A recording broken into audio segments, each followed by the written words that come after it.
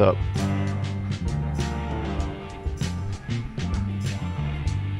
Yeah, I changed it. Well, it's green and blue. Here's green.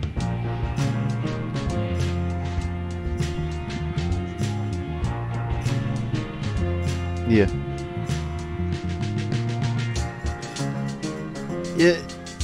It's not complicated, but it is kind of... It seems complicated before you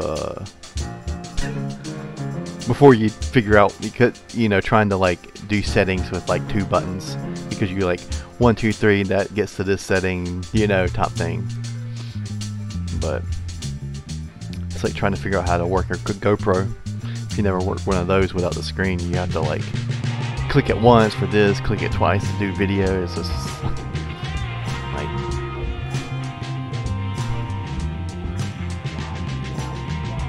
yeah, my brother has one. Yeah, I wanted one too. I'd love to strap it to Sophie and have her run around the yard or something.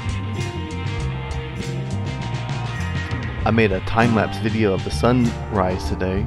Maybe I can get some views off of that. I might just... Well, I haven't posted it. I was thinking it looked pretty good. I was going to try another one to see if it go and just have it go the whole day if I can. Because I'll be sleeping all day. Just have it go while I'm sleeping. You know, but...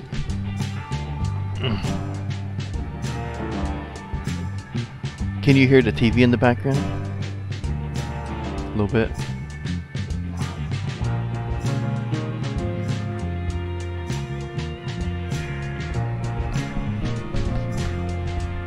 He said a little bit, but it's not enough to like matter.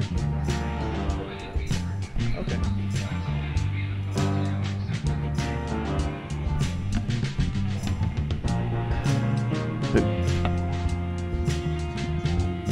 Okay.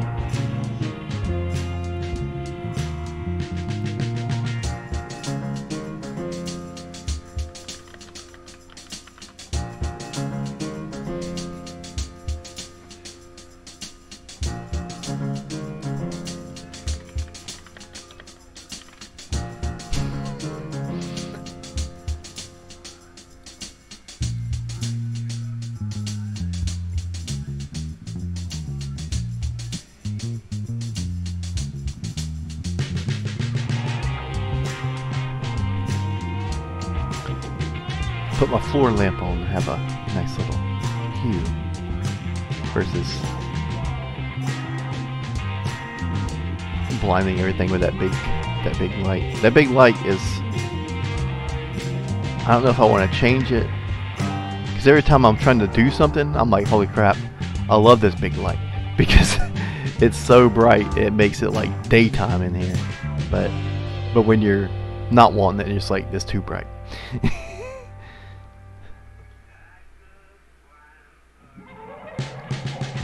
Look at the size of this motherfucker. And there's one in here too. Same. So they turn on and it's like freaking the sun. We got 2 suns in this, like Star Wars in this bitch.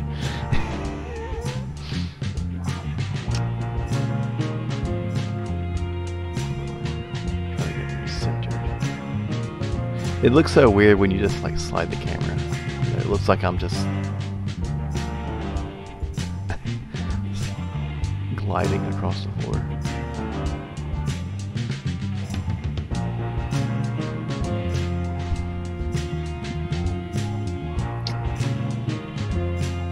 It's like some Tom Cruise shit.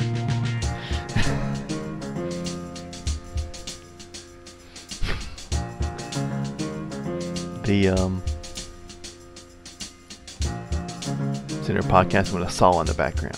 That's how we roll.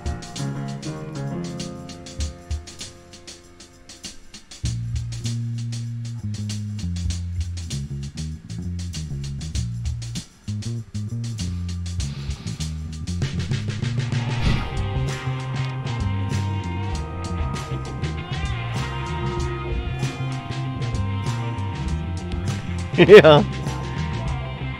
Ended up in the comments and everything.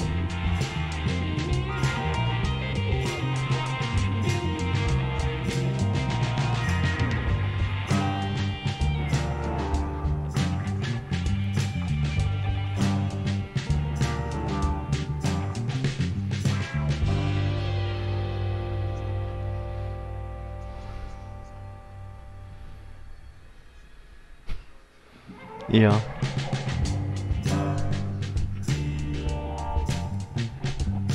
Well, at least I have like kind of a nice looking background versus how it was before when it's just like toys.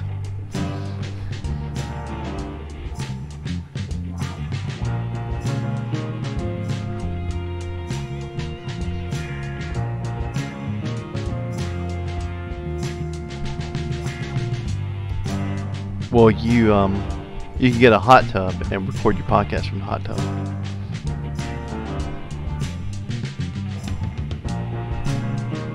Be like, we in here.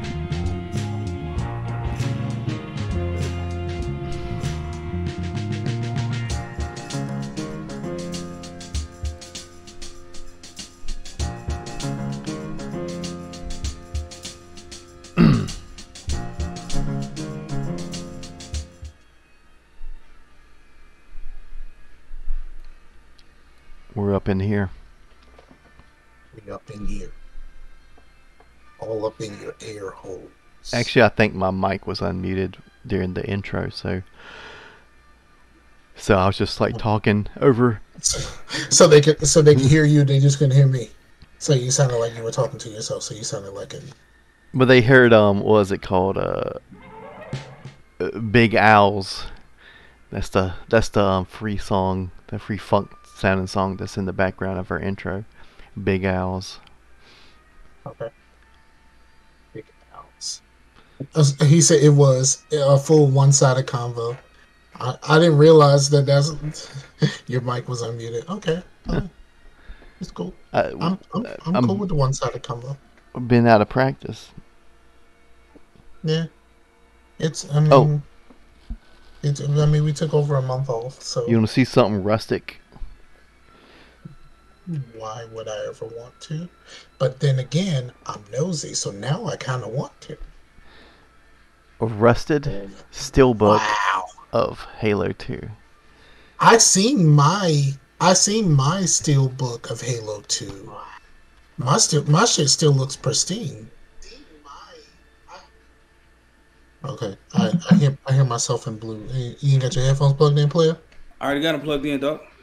Oh, I heard myself for a second. You did. It just took a minute for the It just took a minute for it to turn off. Yeah, mine is still pretty good.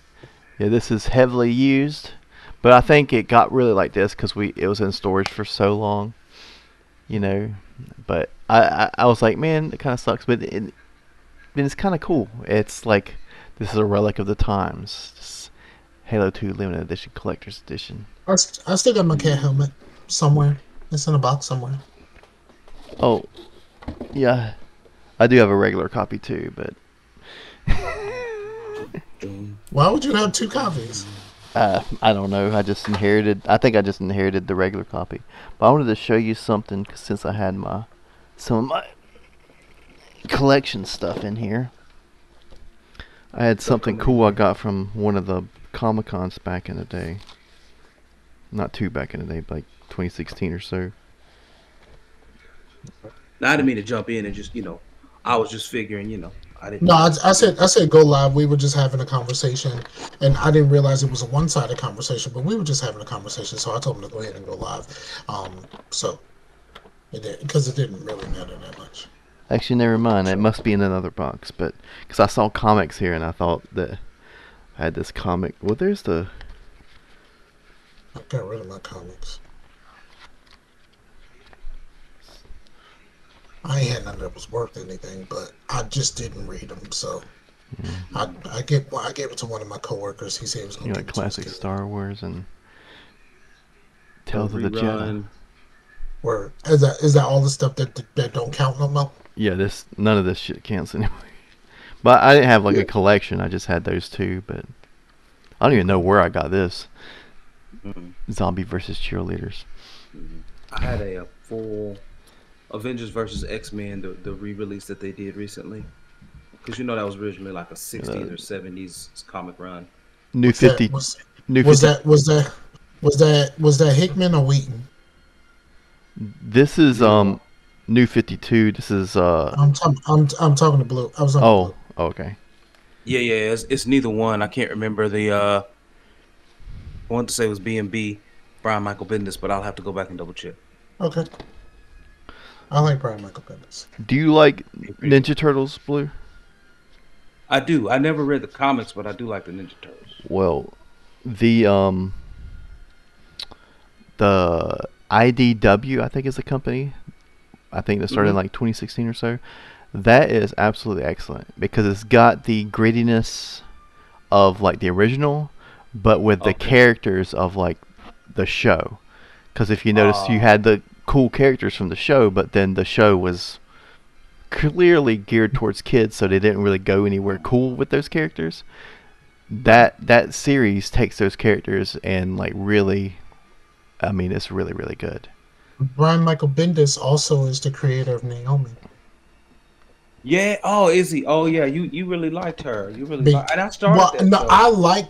I liked the show, but I did realize it was kind of kiddie. It was high school kids. But I liked the fact that she was just, because Brian Michael Bendis, he has daughters, and his daughters, I believe they are adopted, and they're all black. Oh yeah. So he wanted to create something for them. But yeah, what I was I thought was there. It's in another box apparently, but it was a Tuskegee Airmen. The creators of this comic, made this comic about the Tuskegee Airmen, and like they signed it for me and everything. I got it at one of the Comic Cons I went to. It was like super cool. That's what's up. I had you were right, Scar. So it looks like Avengers vs. X-Men was written by a lot of people.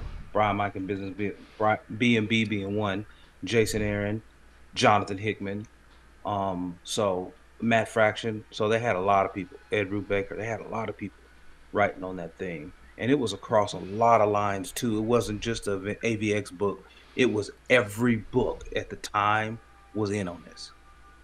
Yeah, I think one of the online channels that I used to watch, I can't remember what it was, but they used to do like a comic segment as a part of a TV show, and the lady, she really liked Hickman.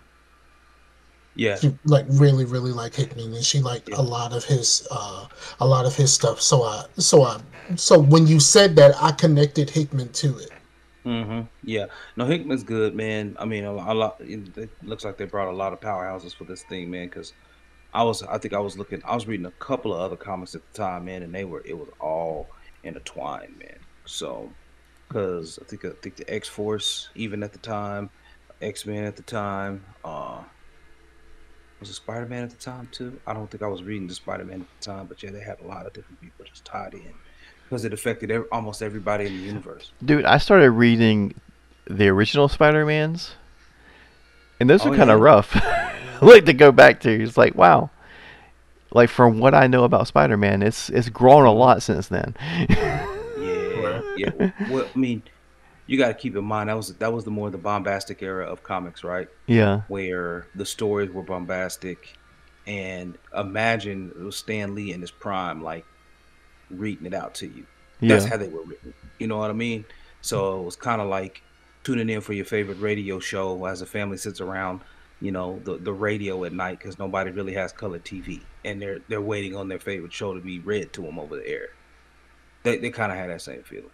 Yeah, I dig Spider-Man because for one, I was thinking, who's probably my favorite superhero? Because I hadn't really thought about it because superheroes weren't a thing that I was like super into. But like when I thought about it, I was like, I guess it is Spider-Man because a lot of times you would think, man, why do the bad guys look cooler than the good guys? Like when it comes to like, Cobra Commander and like and all that stuff. But Spider-Man is a good guy that looks like how a bad guy would look. Like it looks like a cool character. Oh. You know what I mean? Oh yeah. So it's weirdly, I've always sided with Cyclops because it's always been like the whole thing where like Cyclops is that dude, but like he is constantly being disrespected. Like, you know what I mean? It is like, no, I'm the leader. Like, I need y'all to follow me. And then niggas go out and do some dumb shit. And he's just like, see, I fucking told you. Yeah. This is why we should pick. This is why you should listen to me. Like, I always feel like I'm that person. So like I'm that's my dude. I side with my mans. Right. So I've always been a Cyclops. And Cyclops has always been my dude. Now, of course, I like Wolverine just like everybody else. Right. But there's always a Logan in the background, like, sit down somewhere, Scott. But I don't. Yeah, down. I don't have that in me. I don't connect to that. I don't connect to that. Me and Scott connect. Right. Well, for me, like, Wolverine was always my favorite for a long, long time, man. Just because, you know, he was small. He was oftentimes, like, you know, underestimated. But he was. Wait. So are you acknowledging that you're short? I am short, but I'm average height for an American, I think. Male, 5'8", quarter, 5'9", 5'9" and a quarter. What you want, dog? I ain't 5'6". So anyway, and that's 5'9" and a quarter with no shoes on. That's straight feet, son. So is the average is short around tall people. You know, I'm 5'8" too. I'm 5'8" too. So me and Chase standing next to each other. Chase looks downright tiny. I'll say this though. So I was, like I said, Wolverine was my favorite guy for a long time. But I started actually relating a lot more to Beast down the road, just because that's how I am, man. Like, Beast is a smart dude. I'm a smart dude. But when it come down to it, we can get down if necessary. I think there's a part of me that connects with Beast on that level of, like, right. Don't let my appearance fool you. Right. Don't let the smooth taste fool you, man. It's some real shit underneath. You know what I mean? Right. That's why I like Beast. That's why I like Beast. It's some real shit under here. Because if you look at it, Beast is one of the first people who code switched in comics. Like, if you watch him, because Beast will go into a room. He'll go into a room with Iron Man and Mr. Fantastic, and hang with them and talk on their level, you know, and Bruce Banner. But then he'll go in there and get down with the Hulk, with Wolverine. And so, you know what I mean? So he's one of the first few who went in there and code switched the game up on people with the quickness and can survive well in both. Absolutely. Yeah, I do. I can see that. I can see bits of Beast. Kind of reminds me of this, but I know it's Hulk. But when I saw this for the first time, I was like, "That." Oh yeah, I know where you're going. Yeah, Smart Hulk. Yeah, from the Avengers movie. There we go. Yeah, I used to listen to hardcore, but now I listen to podcasts. Sounds right. It sounds right, man. So, but yeah, I love it, man. Yeah, Beast is always like, I'm smart, but you don't really want these problems. Yeah, Beast is like, you know what? I'm smart. I want, but then he's like, you know, so I'm gonna give you this presentation. But if you disrespect me in this presentation, you really don't want this smoke outside in the parking lot. Like, that's how Beast is. Mm-hmm. Don't think that I'm just because I'm a blue nigga in a suit. I'm a blue nigga in a suit. Don't think that, like look at my feet. I ain't got no shoes on. Like, shit is about to. It's 5 degrees outside. Phil, you don't want these problems. You don't want them. You don't want these problems at all. Like, that's what Beast is about. Beast is about. Like, I don't think like he want these problems. Dog. He fights like Rex, but he reads like Morden, huh? Hey, it's it, man. That's it. Now, I didn't know about it, but I just heard this new comment line. Sorry, I didn't share. Speaking of what you just said, I don't want to forget. I saw this video where someone, and you have to remind me to share this with you. Okay. Somebody made a whole video explaining why Morden is the best character in the series. Saw the headline, and I meant to add it to my watch later, and I thought I did, but I ended up not adding it, and I wanted to watch it. I was like, well, that sounds like I want to hear that this. Sounds like a good reaction video. It might not get the views, but it would be good for her. It's like 20 minutes long. Yeah, it's long. I thought it was like 18. Yeah, I saw like 18 one. But hold on, I'm gonna look and see if I can find it. Hold on. Yeah. Now, what I was gonna say, why are you looking at that? Why are you checking that out? I say Beast has changed. Like now he is a leader of like the X-Force or whatever. And Beast has kind of been a defender in the past. And but now he's a dude who's like doing evil and using the ends to justify his means. So I can't get down with that Beast, but the traditional Beast is the one I get down with, the one who is a defender. That's what that line, the ends justify my means. That's in a rock song of some sort. Well, it's from like utilitarianism, but No, but it's in a song, right? Probably a Megadeth song. I don't know. He said probably a Megadeth song. Why Megadeth though? It just sounds like something they would get down with. They're a little bit libertarian. No. But yeah, man. So yeah, that was my jam. But when I was younger, I did read a lot. I read the X-Men. Wolverine versus Hulk. It's Slipknot.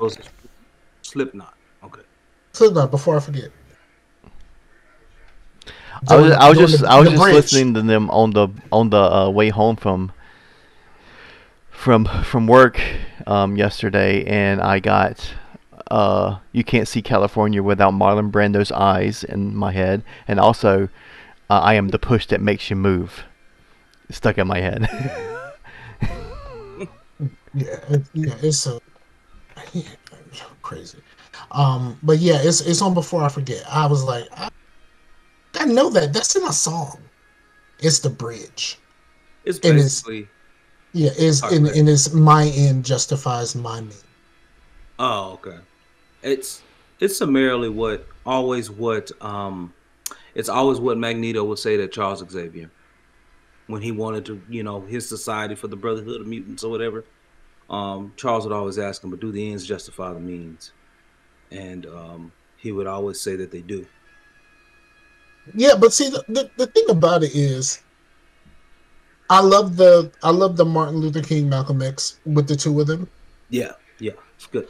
But I love the fact that Magneto is like, but no, nigga, no, like what we not gonna do? What we not gonna do? Not gonna do. What we not gonna do right now is act like them niggas is better than us. This is what we not gonna.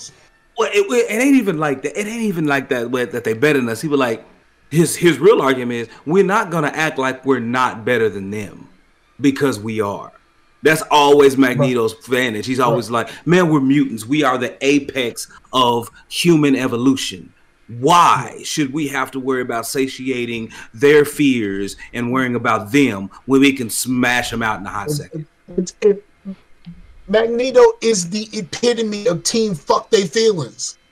He is. He is the epitome of team fuck they feelings. Fuck your feelings, dog. It's not what you want here. You say it with all the claps. You gotta put all the claps in there. Well, I'm not registering shit. I'm not registering my name. I'm not registering my alter ego. I'm not registering my powers. I ain't registering nothing. Take that, Phyllis. Why do I need to register? When I show up, y'all know what it is. When the metal starts shaking, y'all know I'm here. Mm-hmm. Dude, there's a Radio Lab podcast episode about Magneto and how they were talking about how when they were younger, maybe they didn't think about it too much. But like, oh, this dude is like magnets. Well, that's not a very cool power. Let's the dude that shoots lasers out of his eyes like Cyclops. But when you really think about it, Magneto's powers are like the ultimate powers. I mean, he can end the world. I mean, he having power over metals and magnetism is. Yeah, you know how much of the earth. You know how much of the periodic table. He can literally throw the earth off its axis. Yeah. You know how much. You know how much of the periodic table is metallic elements. It's like 70% of the periodic table, and there's like 112 elements now. They added a lot more synthetic ones, man-made ones, but it's like most of them are metals. So think about someone who could control metals through magnetism. They can control most of the elements in the earth. Right. Yeah. I mean, the crazy part, like in the movies, is when Mystique put all of that fucking metal in that dude, and he just pulled all that shit out of him. Like, yeah, exactly. Well, when you get to thinking about how much iron is in blood too, like he can manipulate that too. He's like a bloodbender. I was about to say the exact same thing. He's the ultimate bloodbender. Right. But like my man is. I mean, my man. Okay, it was a garbage movie, right? It was a garbage movie, but my man said, "We not walk into the place. I'm just gonna rip up the Golden Gate Bridge, and I'ma send this shit over to where we going. We ain't gonna walk. We ain't gonna take no cars. We ain't gonna do nothing. I'ma just rip up the Golden Gate Bridge right here, real quick, and take this to where we're going." I forgot how horrible that was. Oh gosh, yes, that was a shitty movie. Like Nick, the dude. All right, what's his name? Vinny Jones.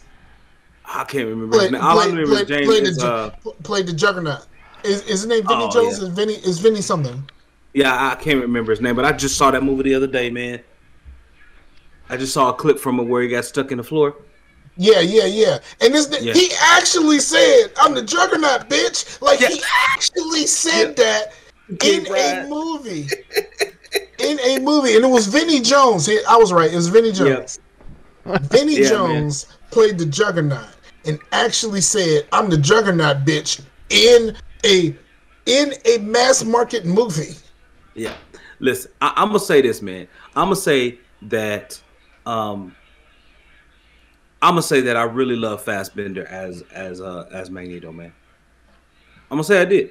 Ooh, okay. So I'm gonna say I did. Okay. So who are you going with? You going with old Magneto or young? I think Fassbender was dope. But yeah, he was dope as heck, man. Does he hold the fucking majesty that when Ian show up though? I don't think so. Though, it's hard though. Fassbender is fucking dope. I would say that Fassbender is fucking dope as shit. Look, I still remember the scene, man. Sir Ian is great, but I still remember the scene, dog. I don't know if Sir Ian had a scene where he was thinking about how much it hurts to be a mutant and how much he loves Charles, but how much he knows he got hurt him. He got that tear in his eye, and he looking back at him. Come on, son. He got the glory tear. That glisten. He got the Denzel Washington glory tear. Yeah, the one tear. That's all you getting from me. That's all. But I'm gonna give it. I'm gonna give it all I got. I'm gonna give you this one. But he got that one. But I'm saying, man, like that was all right there, man. Yeah, that's how much you right though. Denzel Washington got whooped with a whip, and he gave you one. He gave your ass one. That's all you getting from me. I'm gonna stand here stone faced. You only get one tear from me, dog. So yeah, man, I don't know. It's tough to call, man. Tough to call. I like them for different reasons. Now, right? Mm-hmm. I know where you're going. That's gonna be hard.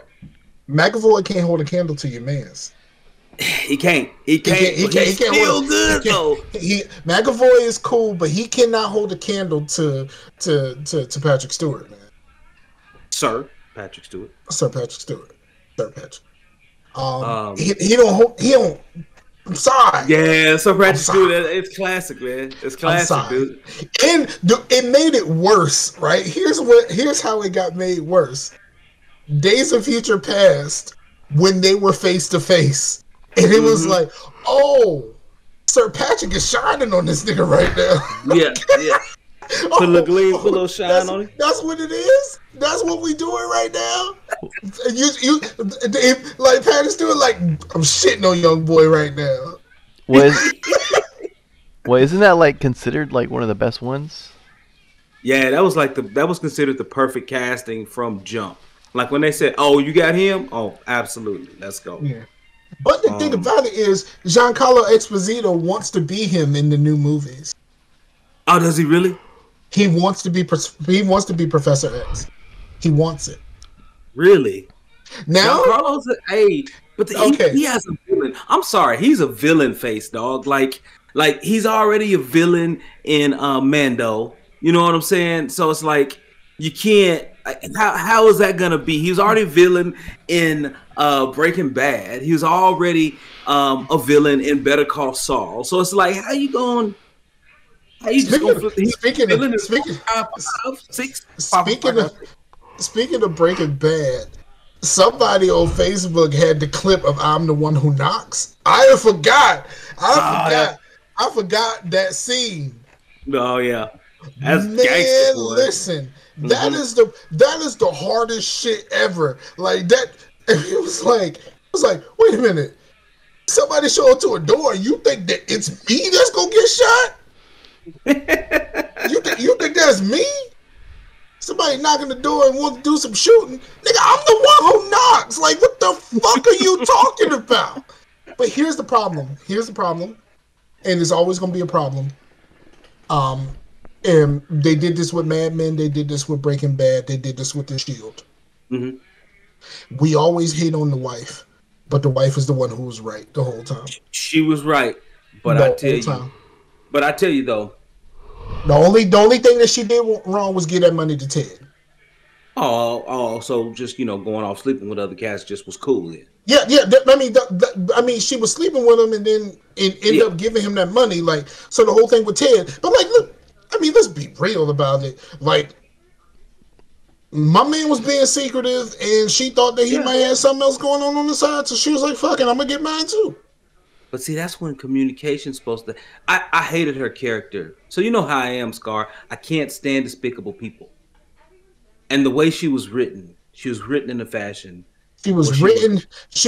She was utterly unlikable. But the problem is, here's the problem. Walt is unlikable. Like, Walt is the one who but you're pulling for him, though. But Walt literally made every person in this show's life worse. True that. Every single person, including himself, he made all of their lives worse because of his own hubris. But since we root for him, we like, no, the wife tripping. Well, Walt is the worst person. It's just like the people who watch Sons of Anarchy. Jax Teller is the worst. Like, he is the absolute worst. And like the fact that like when this is like slight spoilers for like really old TV shows, but like when he became the president of the club, everything got worse for everyone. Right. Yeah, my wife and my oldest son, they both watched it. And they would always talk about it. I don't want to hear it just in case I want to watch it at some point. But I don't. Because that's not a huge spoiler because you start watching it, you know. Oh no, it's fine. Eventually, he's gonna become that dude. No, I learned my limitations. I've learned. Excuse me, and we'll probably hit the intro in a minute. But I've learned that I am just not a fan of watching despicable people, which is why I hated Jessica Jones until my man David Tennant saved it. If David Tennant hadn't showed up in that episode that he showed up in, I think it was episode 6, I was gone. David Tennant saved that the way that Mando saved Boba Fett. That's valid. Do you like shows that are like literally about despicable people to like just to see the shenanigans they get into? Like, no, shows like Shameless and stuff. No, keep that, bro. Yeah. Not for me. I've never watched anything like that. It is a waste of time. I mean, but I've watched a couple of shows where despicable people are the main character. I mean, Breaking Bad and The Shield. Yeah. Breaking Bad and The Shield are hands down. That's why I had to stop watching Breaking Bad. I had to stop watching The Walking Dead because Carl is an asshole. Yeah, he ended up leaving though.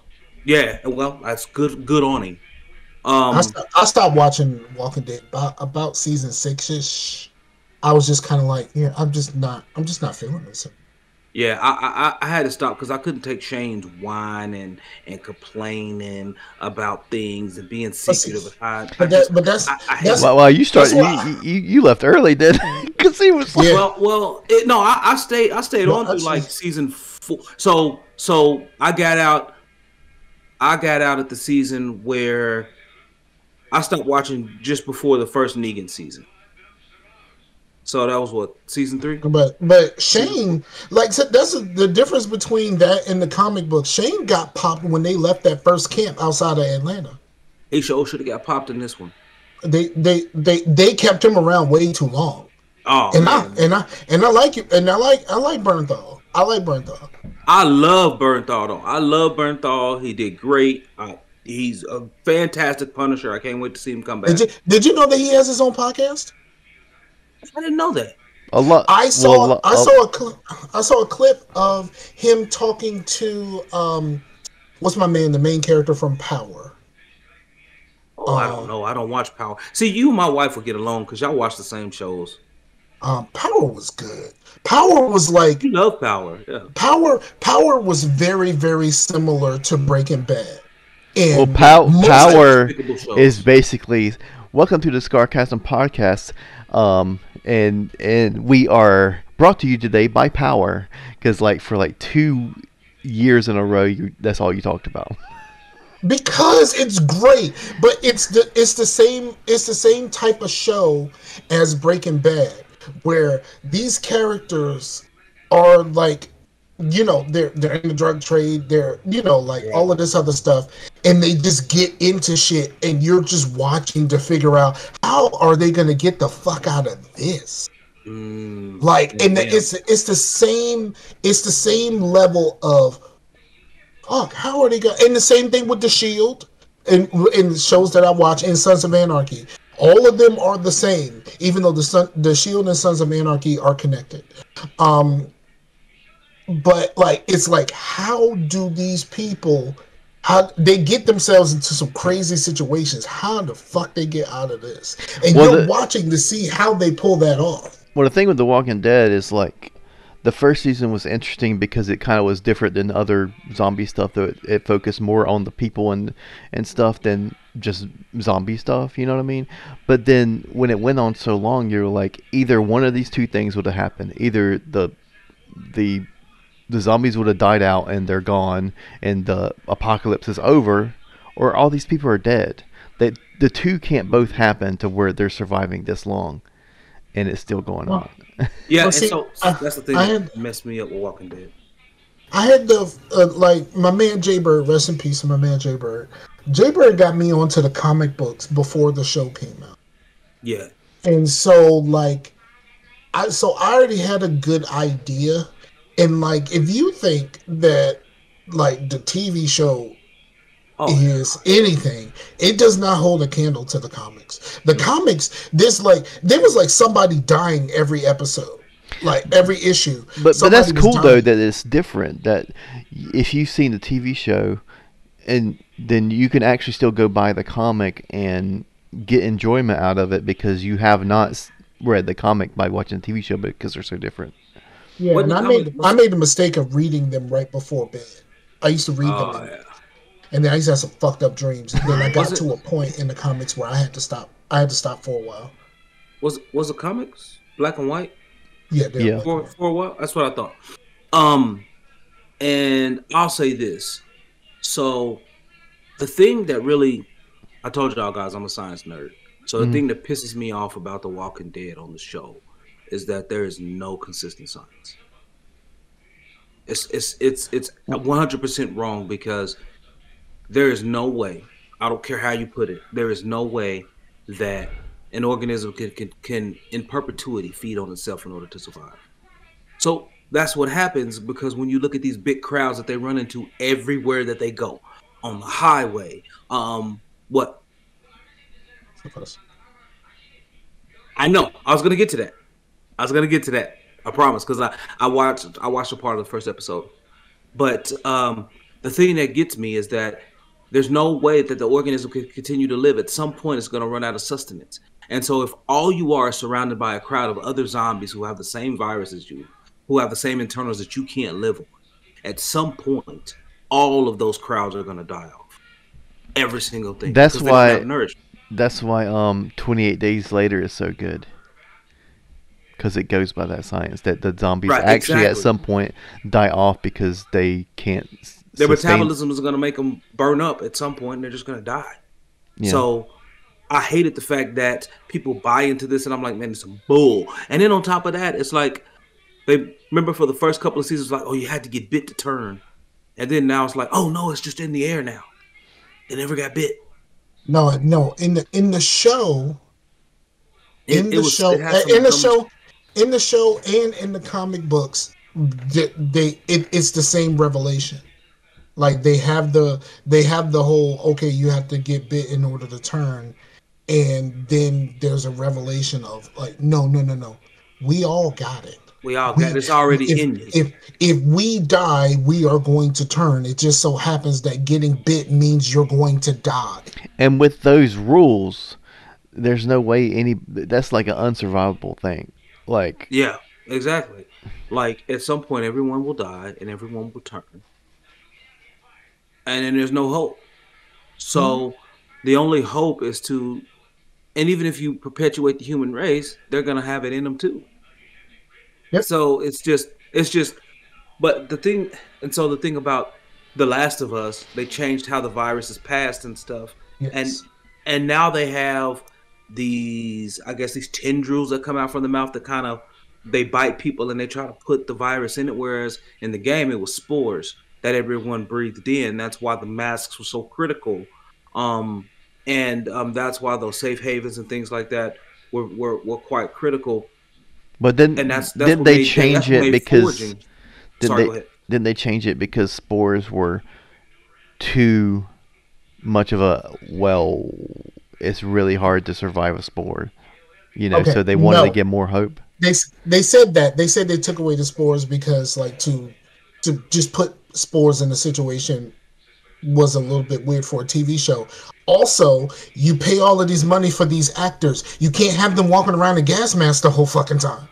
You cannot. No, and I understand that part of it, but it's just. But gas masks look now cool. You're messing with the whole science, which at least I feel like on The Last of Us, that science was a little bit more, a little bit. Well, Scar, didn't you say that there's a theory that that The Walking Dead is spurred by Walter's meth?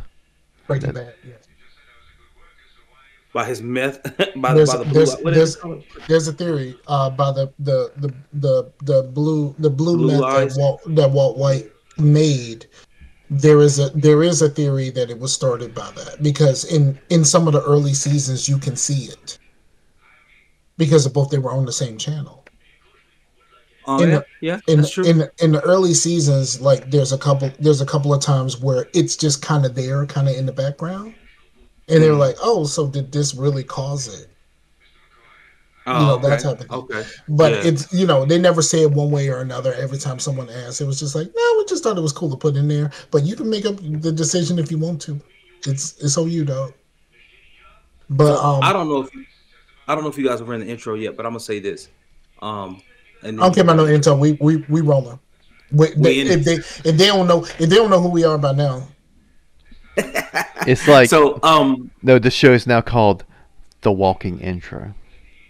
the wandering intro. So listen. I gotta make that the show title. Hold on. You go ahead and do your thing. Okay. So I was just gonna say that. So official announcement.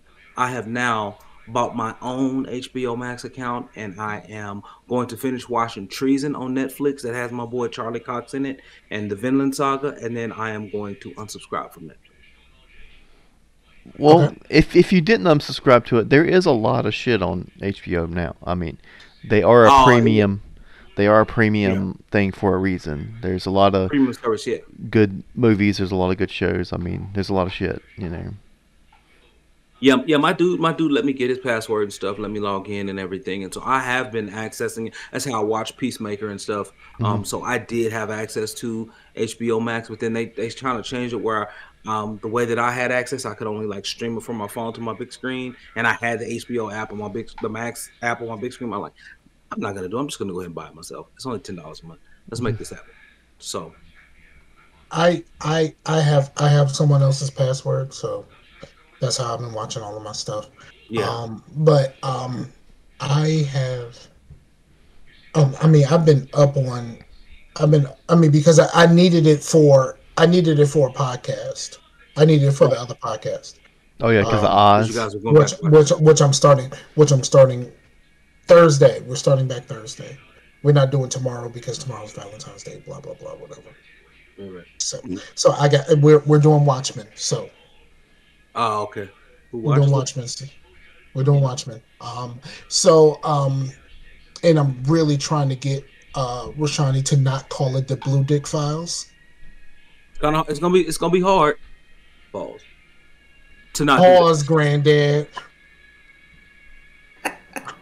He wants to call this shit the Blue Dick Files so bad, and I'm like, why do I want to be on a podcast that refers to someone's penis? Right. Right. But he put the word Blue Dick together, so like This is like the Blue Dick. Yeah, and he spelled it differently, so it's not spelled like blue dick. It's just kind of spelled in a way that makes you that you know, if you say it fast, it makes you think that it's something else. But no, it's literally the Blue Dick Files. That's kind of like the country towns to where it's like, because there was a Farmville near where I lived, and we were like, oh, I found it. There's actually a Farmville, but it's pronounced Farmville. Yeah. Yep. I mean, it's a bunch of stuff like that in Virginia, like a lot of stuff like it's like the like Stanton is spelled Staunton, but we pronounce it Stanton. What's the place in around Boston that's like that? There's some place that where like Mike was talking about that it's spelled one way, but you don't say it that way, and I can't remember. Worcester, probably. Oh yeah, Worcester, like Worcestershire, but it's like it's Worcester. Yeah. My ex-wife is from Worcester. That's how I know how to pronounce it. Okay. So here in Oklahoma, we have a town where Northeastern Oklahoma University is at, and it's called Miami, even though it's spelled like Miami.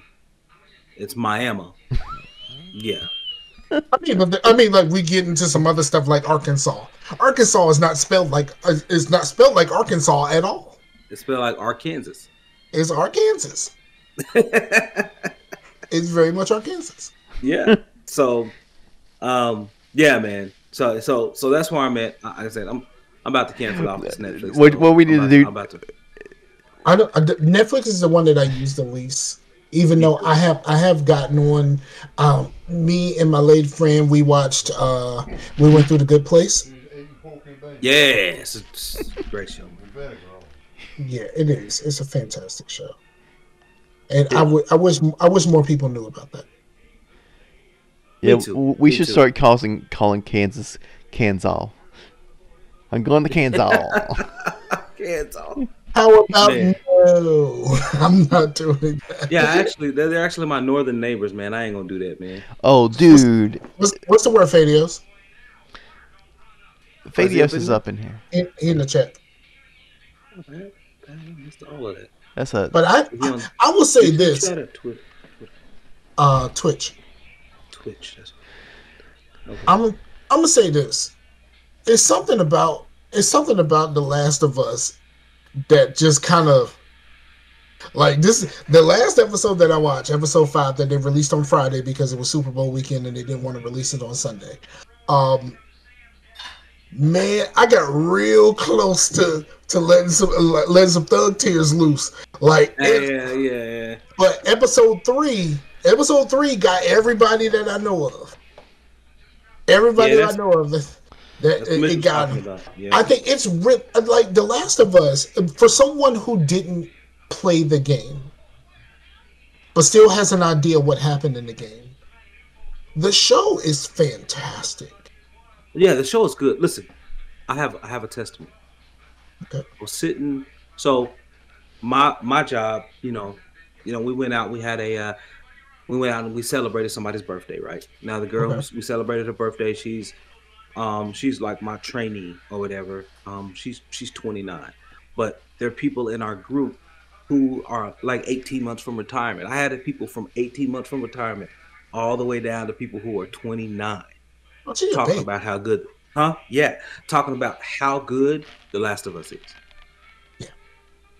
And not just the guy, and he never played games. His wife, my boss is like about that the same too. age. Yeah, it's just like so when when you have you have a hit show when you have people with that broad of a range who have very little experience with the IP talking about this is a fantastic show. That means they did great character building, world building. People got invested at the rip.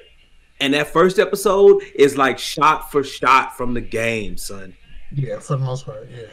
Except for the throwback scene at the beginning. Yeah, but that throwback scene at the beginning was a brilliant setup, though.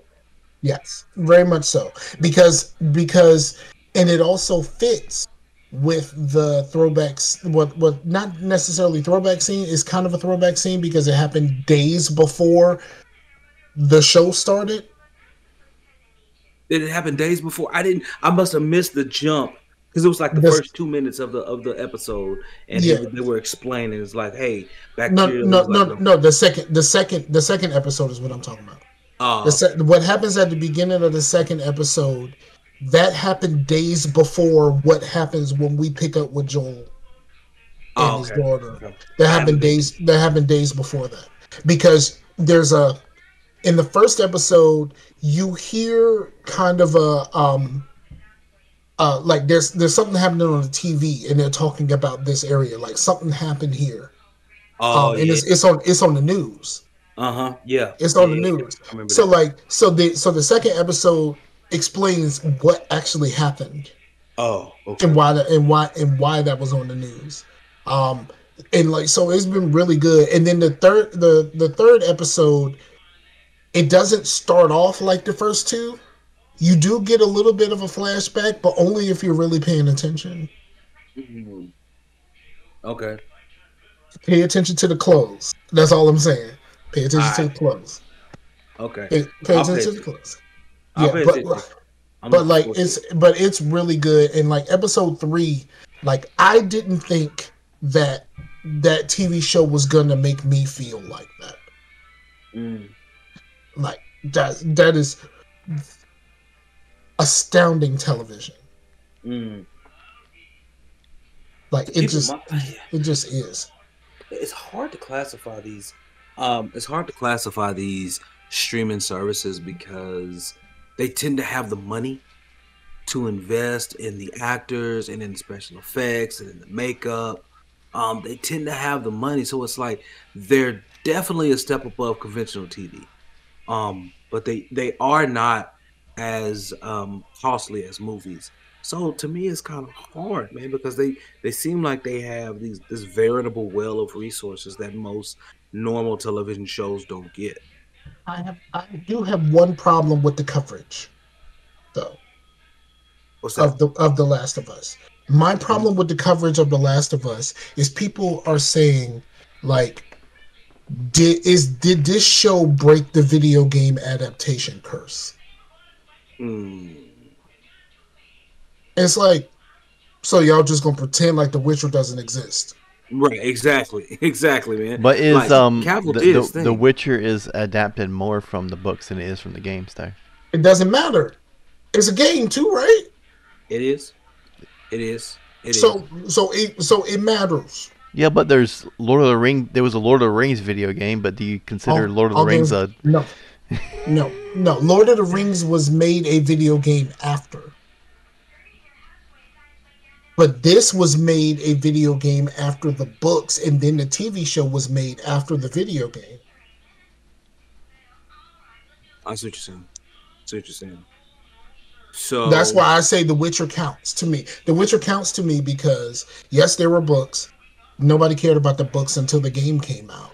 Well, national, like... it was a big deal. It was a big deal in Europe. It was a big deal in Europe because Polish and things like that. Andrzej Sapkowski, I think that's his name. you're gonna be better than me on that one. Yeah, but nonetheless, it was huge. It was huge. Actually, when President Obama visited Poland, they gave him like a copy of the Witcher games because they knew that this is what people knew them for, like internationally. Literally, that's what happened. Um, and I want to say they gave him a copy of the books. I can't remember which. Yeah, yeah, they gave him a copy of that. But the point is, you're right, Scar. Like I think for me, that's what put that whole IP on the map was the game, right? But the books were there, and the books have laid the foundation. And Chase is right.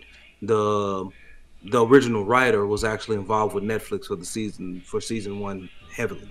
I think first 4 episodes or so. I think it was the first season. It took me a long time to get started with the second season, but once I got started, I was good. I didn't think the season was as great as the first season, Mm-hmm. but I enjoyed it quite a bit. Now I have not watched the new stuff. That's the prequel, and everyone says that's garbage. It's different. It's quite different. I wouldn't say it's garbage, but it is man, it's not the same feel. You know what I mean? It's not the same feel. Let me tell y'all about what happened to me. Now you know that I had this conversation. That I had these conversations about how people acted in Star Wars when the sequels came out. People started appreciating the prequels. Yeah, true that. They are now doing this in Jurassic Park. They hate Jurassic World Dominion so much that Jurassic Park 3 is now the shit. What? And I'm like, when the fuck did this happen? Will y'all let me know? Because I remember watching this live, son.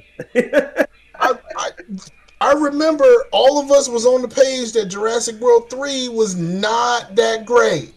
But now since the Jurassic World movies came out, they're like, oh, Jurassic Park 3 was the shit. It's like, when the fuck did that happen? When did that change happen? Mm-hmm. It's like, I get it. Like you may think that the sequels are worse than Jurassic Park 3, but that doesn't make Jurassic Park 3 good. So a lot of people could say the same thing about so a lot of people say the same thing about like Andromeda when they Mass Effect Andromeda when they talk about Anthem, right? They were like, listen, man, Anthem was so bad it made Andromeda look good. Yeah, but no, it didn't, because there's so many people that still are like, I refuse to play Andromeda. He also was one of those people that said it. I don't know if he ever changed it, but he said that. I had a few people that said, because of the talk about it, I refuse to even try Andromeda. Yeah, so many people in there, and I'm like, dude, $5.99 on winter or spring sale. You can't go out there and try it on. Is he roboting for you, Chase? Yes. Okay. Oh, was I robot? Yeah, my bad, y'all. Yeah, no, I was saying like I know people who say the same thing, and like for $5.99 on a spring or winter sale, like you can't go out there and try it on your own and see. Like, go out there and try it on your own and see, dog. Go out there and try it on your own and see. On the Xbox, they literally have a buy one get one sale on EA games. Really? Buy something you like, get that one for free. Hey, I'm telling you, man, a lot of people be surprised and be like, you know what? It's actually ain't that bad. The only bad thing they did was make like a remastered version for the newer consoles. You know, where it took advantage of like 60 frames and everything like that. That's the only bad thing I think they did not do. This is what I say to anyone who goes into Andromeda. Either Ryder is not Shepard. They're not super militarized. Mm-hmm. So in effect, these were researchers. So like how they carry themselves is not the same, and that if you let it go, if you know from the beginning, they're not super military, so there gonna be some jokes, and there's gonna be like, you know what I mean, like it's not gonna be, they're not buttoned up. I can't remember Shepard telling any jokes. He tried. Let's be clear. Yeah, but he was just kind of dry. Shepard just kind of dry. But like Shepard was not like joking and like hanging out with his homies and shit like that. Like you go around and talking to people, but not necessarily like we gonna go hang. Right. Until the Citadel DLC where you do the, you know what I mean, where you do the party or whatever like that. But that was kind of like that was kind of a one-off. Like we're gonna party. Woo. But yeah. So like that. If you go into it without that, it's kind of like going to see Superman Returns, and like what somebody did for me, they said, "Not a superhero movie; it's a love story." Got you. Okay, Roger. Like if you give me that information up front, if you give me that information up front, we all good. We square. Thanks, dog. Okay. Right. Thanks, dog. And it's like, as long as I have that, we good. Like you make sure that I adjust my hopes accordingly, and we good from here. How do you do that though, tactfully, without ruining for people? Because I know a lot of people who come out of the theaters who just talk loud intentionally to spoil it for other people, and I hope somebody punches them in the chest. I saw the worst possible thing to happen like years ago. I literally saw people rolling up on midnight launches for Harry Potter books that got an advance copy and rolling through with a bullhorn spoiling the books. Why? Yeah, they're like, on page so and so, this person dies. Like, you're like, the fuck? Like, I've seen someone do that, and I'm like, did they not get bum rushed? No, because they were in the car. It was a drive-by. They got out the window. They're standing in line for the midnight launch. They just spraying everybody. Yeah, they were just driving to the different bookstores with a bullhorn, yelling the spoilers out at people. So, like, that part, I know. Me personally, I don't intentionally seek to ruin your experience. Let your experience be what it is. I finally got a chance to see Black Panther, and I've watched it twice so far. Okay. All right. Because it got on Disney on the 1st. So okay. I watched Black Panther, and I watched it again yesterday or day before yesterday. One. All right. And I think my second watch is the opposite of Avengers. When you watch the first Avengers movie, the second time you watch it, it kind of drops down a peg.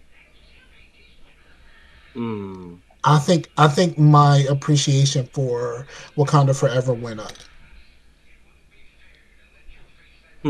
Okay. I appreciated it for what it was.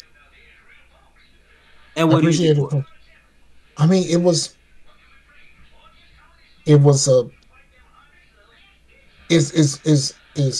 mourning, it's grief, it's like, it's the, you know what I mean, like it's like you have to deal with the Chadwick Boseman thing, and like, how do we do that? Yeah. How do we do that through a movie? Yeah. I think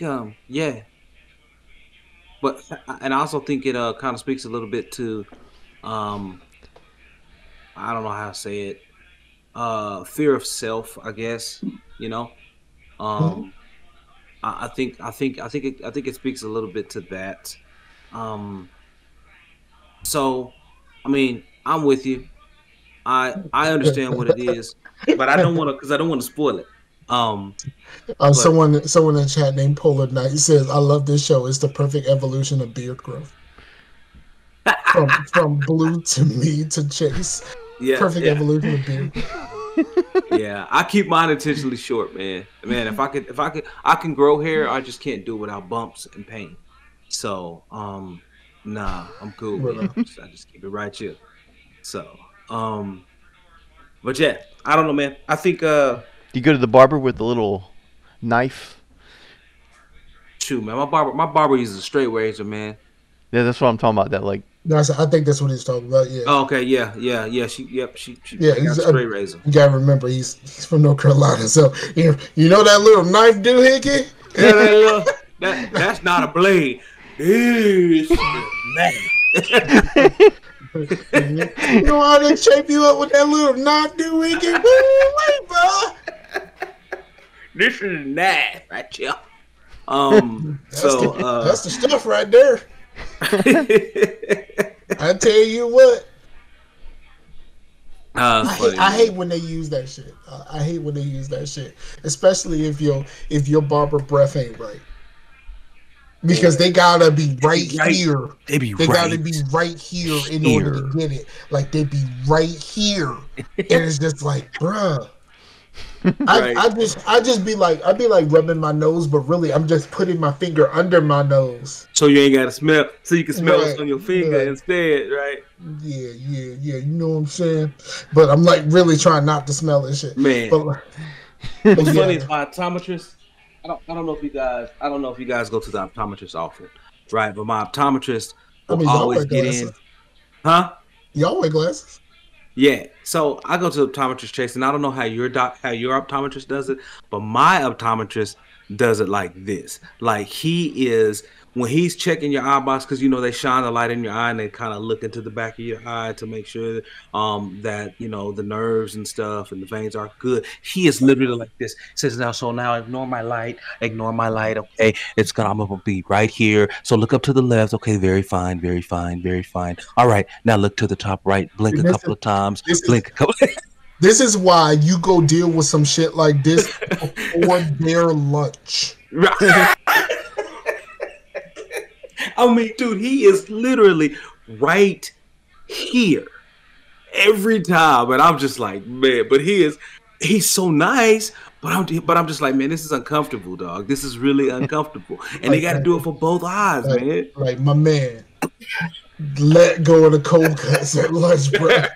My man, did you have onions? Was that honey mustard? I think I picked up wafts of honey mustard. Bruh.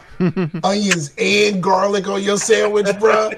Come on, man. That's just disrespectful. You knew you had to come on. Yeah, so I got that Italian BMT. Italian BMT. Oh, man. Crazy, man. So, yeah. But, no, man, that's all I've been doing, man, is watching shows, trying to get caught up, man. I haven't played a lot. I'm only really played. I played a little bit of. I played a little bit of Division with the homie. And that's pretty much it. And I actually did. I played a smidge.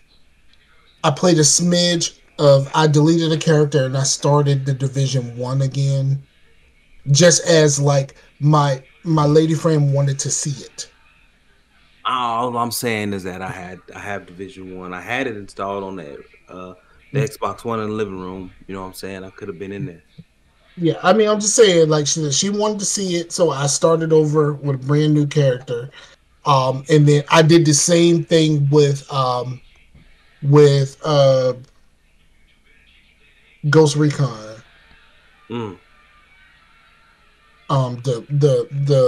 What's the most recent one? Not Wildlands. I can't think of the name for some reason. Breakpoint.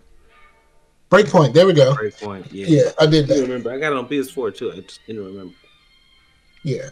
So but the good thing about Breakpoint is, long as you play it with me, you ain't even got to buy the game. Yeah, that's right. You say you get that pass, right? Yep. When you playing with me, you ain't got to worry about it. But I did that, and that was fun. But I played those very briefly. Okay. I am going to be starting very soon because I watched Jurassic World Dominion. I'm going to be starting the Jurassic Park game, the Park Builder. Yeah, I was wondering if you're gonna get that started. Evolution. They took the first one off of Game Pass, but the second one still is on. Oh. Is there big differences between the two? Is it just like the same thing but they added stuff? I think there is a pretty large difference because I can't, unless you've seen Dominion, I can't really say it. Oh, okay. I don't want to spoil it for you. So if you haven't seen, even though Dominion is on Amazon Prime, so that's where I watched it. I saw it was on Amazon. I went ahead and watched it. But there is some significant difference there between the campaigns of the first game and this game. The campagnes. Interesting. So, but yeah, I think I'm going to get started with that soon. And I really, really need to sit here and get back to my 2 Point Campus because I need to finish. I got to the last campus and then Christmas and all that kind of stuff started happening. So I just kind of put it down. But I just don't really I don't have the same kind of time that I had then. Mm-hmm. Because I got a lady friend and she calls me every day and wants to talk to me for 2 hours at least every day. So that's when you put the earbud in and you just keep it moving, dog. No, so but Bluetooth earbud in and keep it. But I can't record YouTube videos like that. That's true. So yeah, that's the problem. But I mean, I can do stuff, and I typically watch a lot of YouTube videos, especially YouTube videos that I don't need to hear. Like I watch a lot of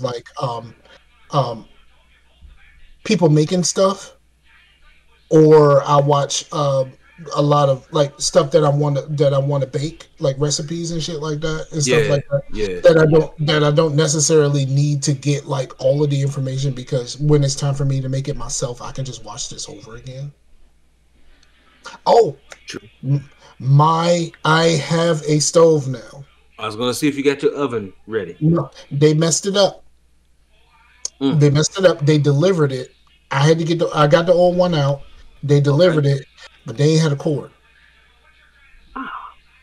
You got to pay extra for the cord. The people messed up for the cord. The people messed up. So they were here when I got home from work installing the cord on the new one. So after they popped the circuits a couple of times, they got it figured out. They got it figured out the right way. Yeah, that'll tend to do it. That'll tend to do it. So they got that squared away. Someone waving. So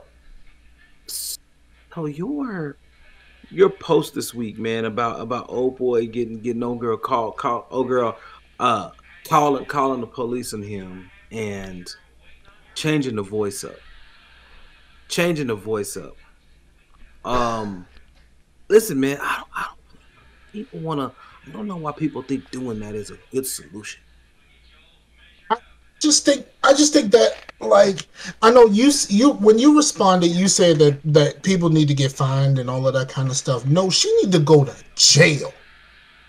She need to put, she at the very least put her in somewhere for 30 days. You gotta because some of these people might be in a position to just pay something real quick and just be done with it. Right. But the fact that that lady really, really changed up her voice and was acting like she was scared and she was threatened and stuff like that. She really put that man's life in danger. Yep. And that has to come with something harsher than a fine. You need to go to jail, as my man that I watch his Facebook videos.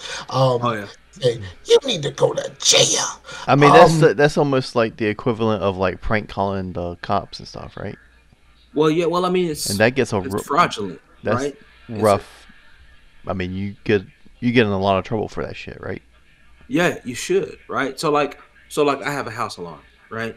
And if my alarm goes off and it's just because if it's just because I didn't turn the alarm off in time or I pressed the wrong button or whatever, there is in Oklahoma City. It used to be 300. I think it went up, but it was at least a $300 fine anytime your alarm went off fraudulently, and they had to come in. Now this is just for an alarm system now, right? Because a lot of things can go wrong. You can enter it in on the pad. The pad cannot be properly connected. The pad won't take the password or whatever. Won't communicate. Whatever, right? Right. A lot of things could happen. But generally, what happens as a result of this, when people come out in a call of distress like that, right?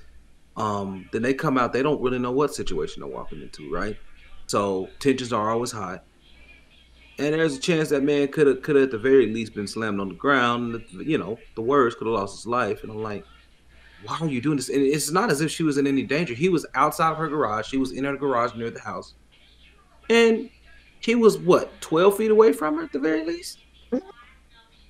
And she's doing all this? She was like, oh, come on, I'm so scared. What is he doing? What is he doing? Thankfully, he had the wherewithal to break his phone out and start recording too. Yes. And that's the crazy part. Like he felt like he had to do that, and that saved his life. Yeah, I mean, think getting out of there saved his life. But I mean, she probably was mad because, you know, he got called out. Now again, we didn't get everything in context. We didn't get all the information. But from what I saw,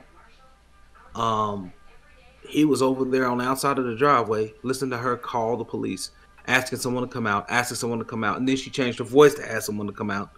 I'm just like, dude, like these people, you got to hit them with something. You got to let them know, look, fraudulent calls to the police department will not be accepted. You just got to do it. You just got to do it, man. That will A, mitigate that behavior. B, generate an additional income stream for the city or municipality that is going to be enacting said legal code and executing on it. No, you had no. You said the right word right there. You know but now I'm gonna go to the extreme. If you do this fraudulently, and it is clear that you are doing this fraudulently, public executions. You got to go, dog. Public executions. Calm down, son. You gotta go. Son. You can't be here no more. Down. If you would do this to somebody, for seemingly no reason at all, you gotta go. The problem is, Scar, or at least put him in the stocks and whip him. You know what I'm saying? Something. Well, you mean the 1840s? Is this the 1840s? Put him in the stocks and whip him. Man, listen. What needs to happen is that needs to be introduced into every local justice code. Because generally, if you think about it, a lot of the smaller a lot of towns are strapped for cops. I'm in Oklahoma City. It's a major city. They still also are strapped for cops. And there's laws in place if you make fraudulent stuff in some ways, shapes, or forms. Yes. It needs to cover this too. Agreed. That's why I said it needs to be written into. I'm saying like fraud is already written as part of the a legal code, as part of like law code, legal code in many places. The problem is the execution. So the executive branch, which what cops are, they are done on a local level. They're executed on the local level. And so in order to give them the authority to enforce laws, those laws on the local level, those laws have to be present at the local level and provide them the latitude to enforce it. So it has to be written in. It has to be written in. And so do you make it a national law and then they and how to enforce it is local? No, you can't, because the thing that'll happen, so you could, but it'll be two ways about it, right? If you try to do it, there is like a long-standing principle that generally national law and local law cannot conflict, right? But generally, what will happen is if you say, okay, let's just take it back. We won't talk about it, but I'm gonna give you the broad example: the abortion. thing, right? How it got overturned, right? And they said, hey, it belongs to the states to determine how they're gonna execute it, right? Right. So then you'll have some states that will, some states that won't. No, I And was thinking. I think about it differently. Think about it differently. Okay. I would think about it from the perspective of gay marriage. Because when that went into, I'm saying when that went into effect, and now gay marriage is marriage. That was for everybody. You can't skate these rules, no matter what state you live in. You can't skate these rules. And then that lady that was in, like, was it Kansas or Kentucky? That lady that was like it's against my beliefs and I don't want to do it. Blah blah blah blah. And she made a big stink about it. But Kansas. But Kansas. We are not doing that. We are not. It's going to be a thing. This is what we're not doing. You are not. Fetch is never going to happen, Chase. You're never going to make fetch happen. So we're not doing that. But yeah, I was thinking on that level, because when that became the deal at the federal level, everybody had to abide. But then you notice that there were other but then some states also tried to walk it back. Right? They tried. Yeah. So did they succeed? That's what I'm saying. That's what it's different. I don't think anyone did succeed. I don't think anyone did. There's been people who have balked up against it. Yeah. But they challenged it, but that was all like super locally. Like that lady that I was speaking of, like that was super locally. Like she's the person that signs off on these marriage certificates, and she was like, "Not gonna do it, not gonna do." But she was just like, "Not gonna do it." And right. And so like that was like super love, but I won't do that. And it was like, on a personal level, I don't look. Gay people should be able to be as miserable as the rest of us. Yeah, you've always said that. Listen, yeah. Did you see the thing about like it was like the gay dude was like really disappointed with the gay marriage thing went through because he was really using that as a way to not get married. Oh really? Yeah, he'd be like, oh, we can't, I can't, it ain't legal. I can't do that. And they're like, it's legal now. Where's that ring? Do that. But you can do that though.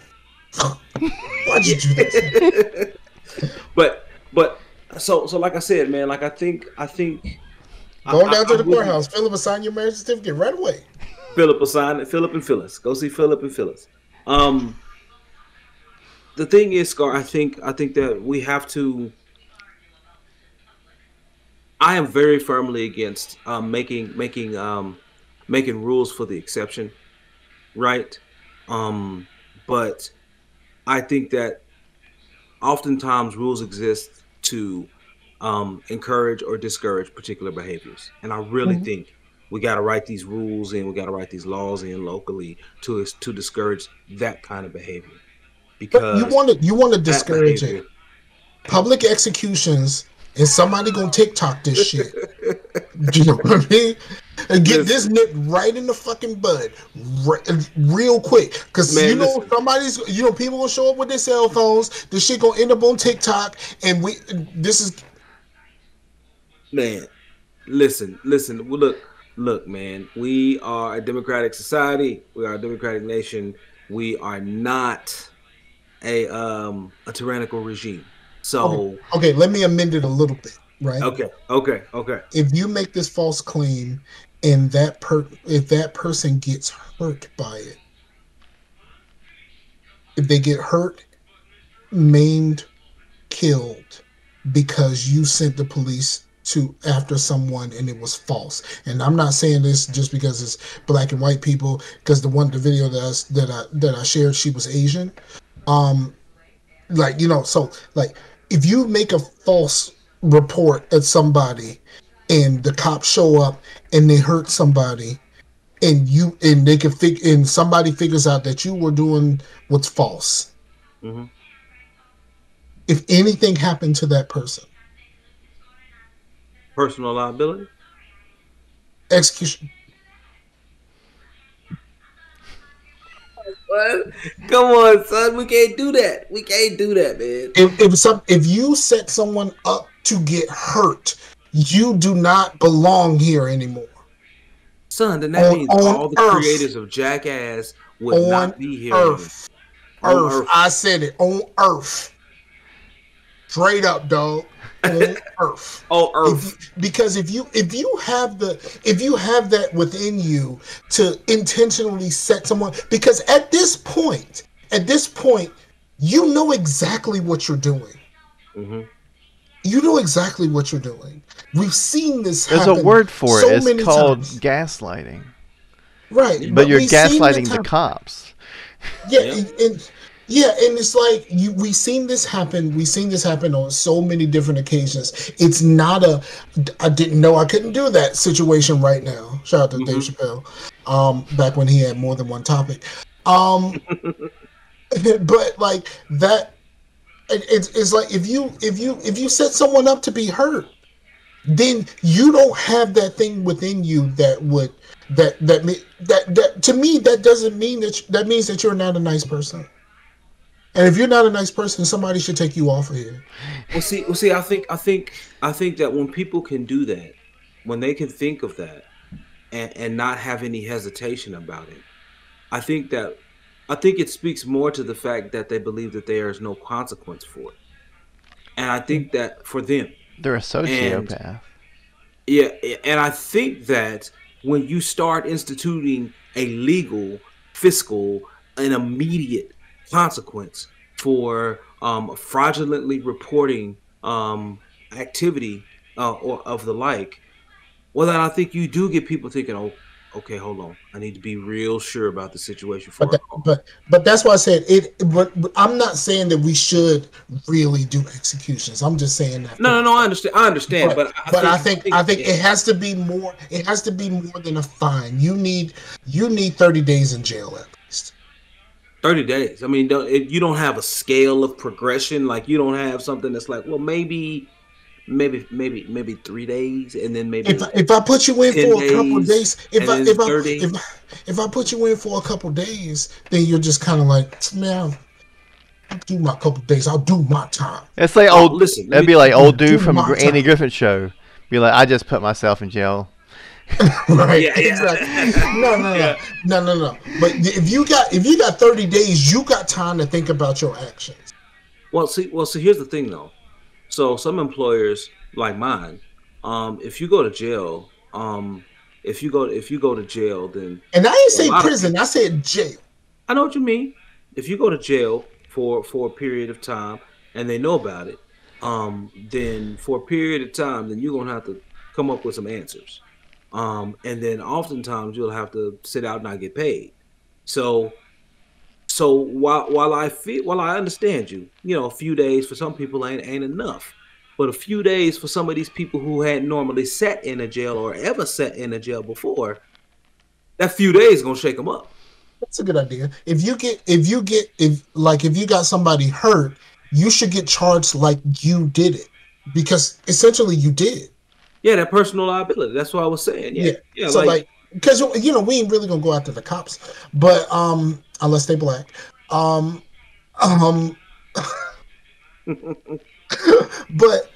but like, yeah, you should get charged.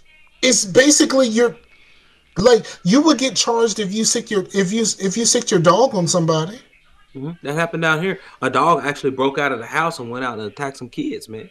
Mauled some kids. But like, if you intentionally sent your dog out to hurt somebody, you get charged for that.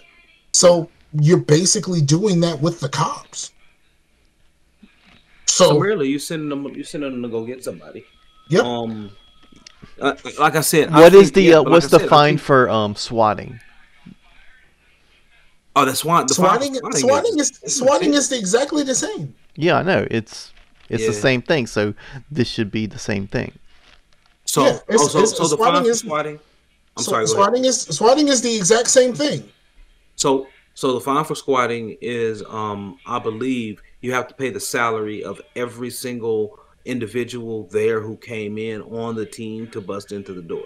So But all of the policemen, you got to pay their salary if you swat for the time. somebody and they showed up and they hurt somebody else, Mm. if they went all the way through it, they broke in and they threw somebody to the ground, roughed them up, like, where's the bomb? Where's the, like that type of stuff? Mm-hmm. Execution. I'm done with you, Scar. I'm done with you, man. I'm done with you, man. If someone gets hurt by what you did and what you did was false, there should be something hefty behind it. Like, we can't, and I'm joking with the execution thing, but I think it got to be more than a fine. It's got to be. I think. Listen, to some degree, I agree. It's hard finding that universally applicable medium, right? So I think that would be something for our listeners if they when they watch this to hit us up, let us know, because I'm a firm believer that, hey, hit us in the pocket, and I think that'll count on your record, right? I saw this. I don't know when it's going to go into effect, but Virginia is having a law, and they are taking care of one of my biggest pet peeves. What that is? People who have block shaking bass in their cars. Oh, they're going to start getting. They're going to get hefty fines. Hefty fines. I personally think these motherfuckers, you need to roll up on that motherfucker in their car, pull them out their car, and you and your partner, copper, slap this motherfucker to sleep. Like, just slap the shit out of him until he passed the fuck out. Well, do you you like bass in your car? Like, what are you talking about? How bassy? Like when you have enough bass in your car that when you're outside of my house, paintings are falling off my fucking wall. Mm. You know what I mean? That type of shit. Like, I'm talking block shaking bass. I'm not talking about car shaking bass. You should have decent bass in your car, and you should be able to feel your music the way that you need to feel your music. But I don't need to feel your music. So you're saying, if I'm in my house chilling, and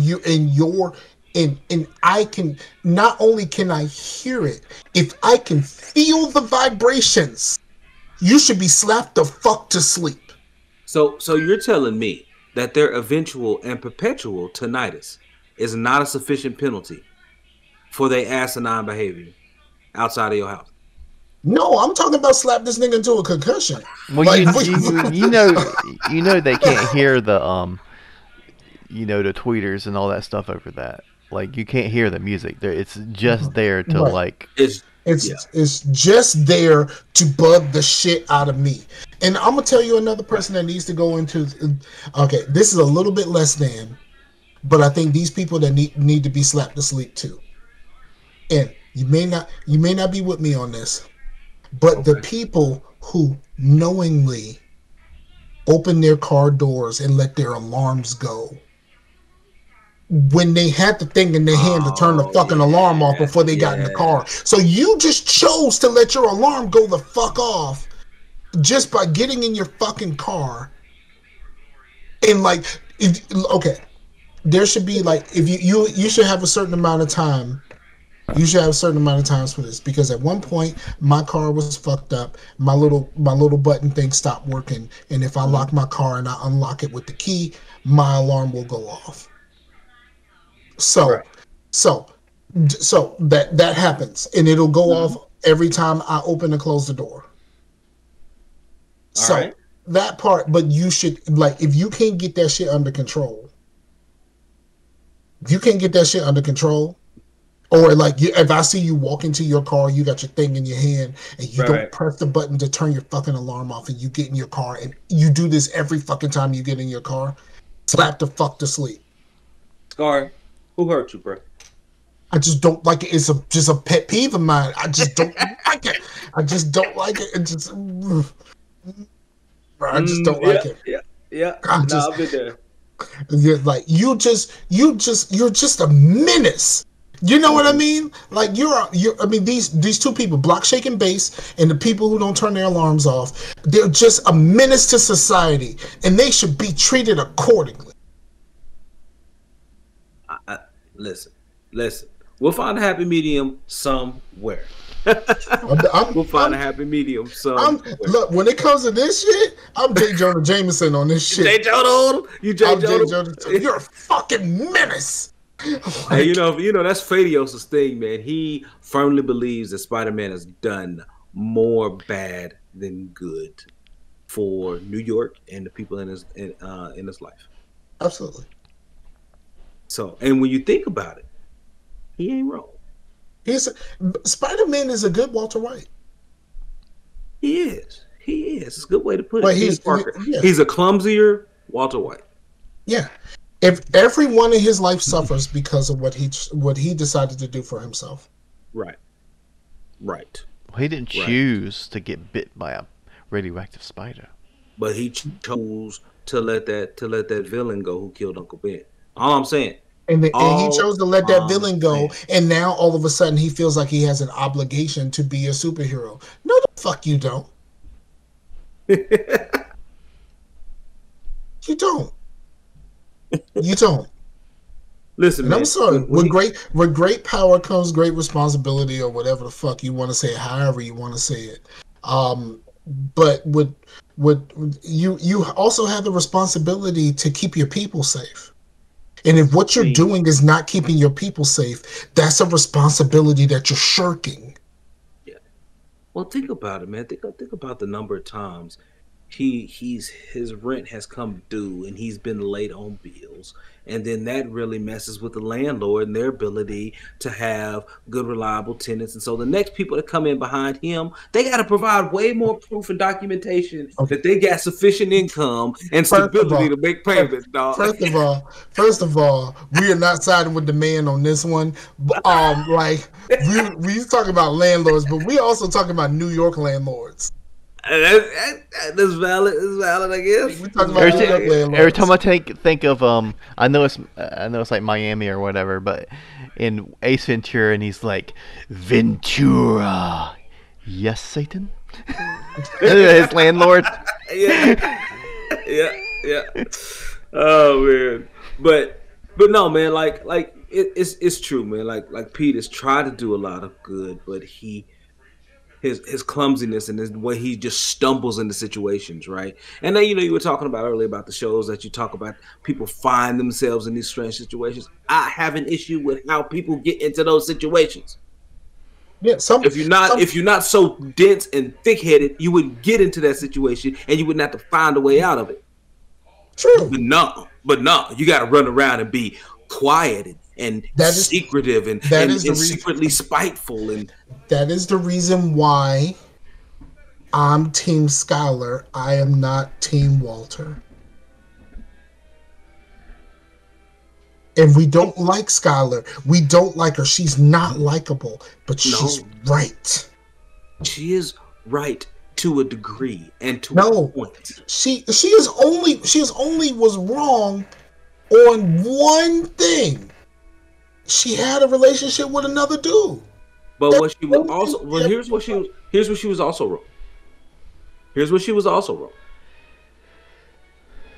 She felt like her vindictive nature was justified. And then, even after she did all, then she started treating that dude like trash. And that's so we're just glossing over the fact that he treated her like trash. So like Walter didn't treat his wife bad. I'm not saying he didn't. I'm not saying he didn't. What I'm saying is I know two wrongs don't make it right. That's exactly what I'm saying. I know two wrongs don't make it right. Yeah, but we just gonna let Walter skate on this. Like, you No, just go, no. Walter is a despicable person. Another reason why I stopped watching the show. So no, we are not saying in the slightest or in any shade or accent we can throw out that Walter's a good dude, because we're not. But what I'm saying is that at what point does she feel so vindicated to be so vindictive? That's, to me, like, I understand, hey, you feel a certain way, but yeah, that's only for a short-lived time. That cannot be perpetual, because that just can't be. As a man who has been divorced, I plead the fifth.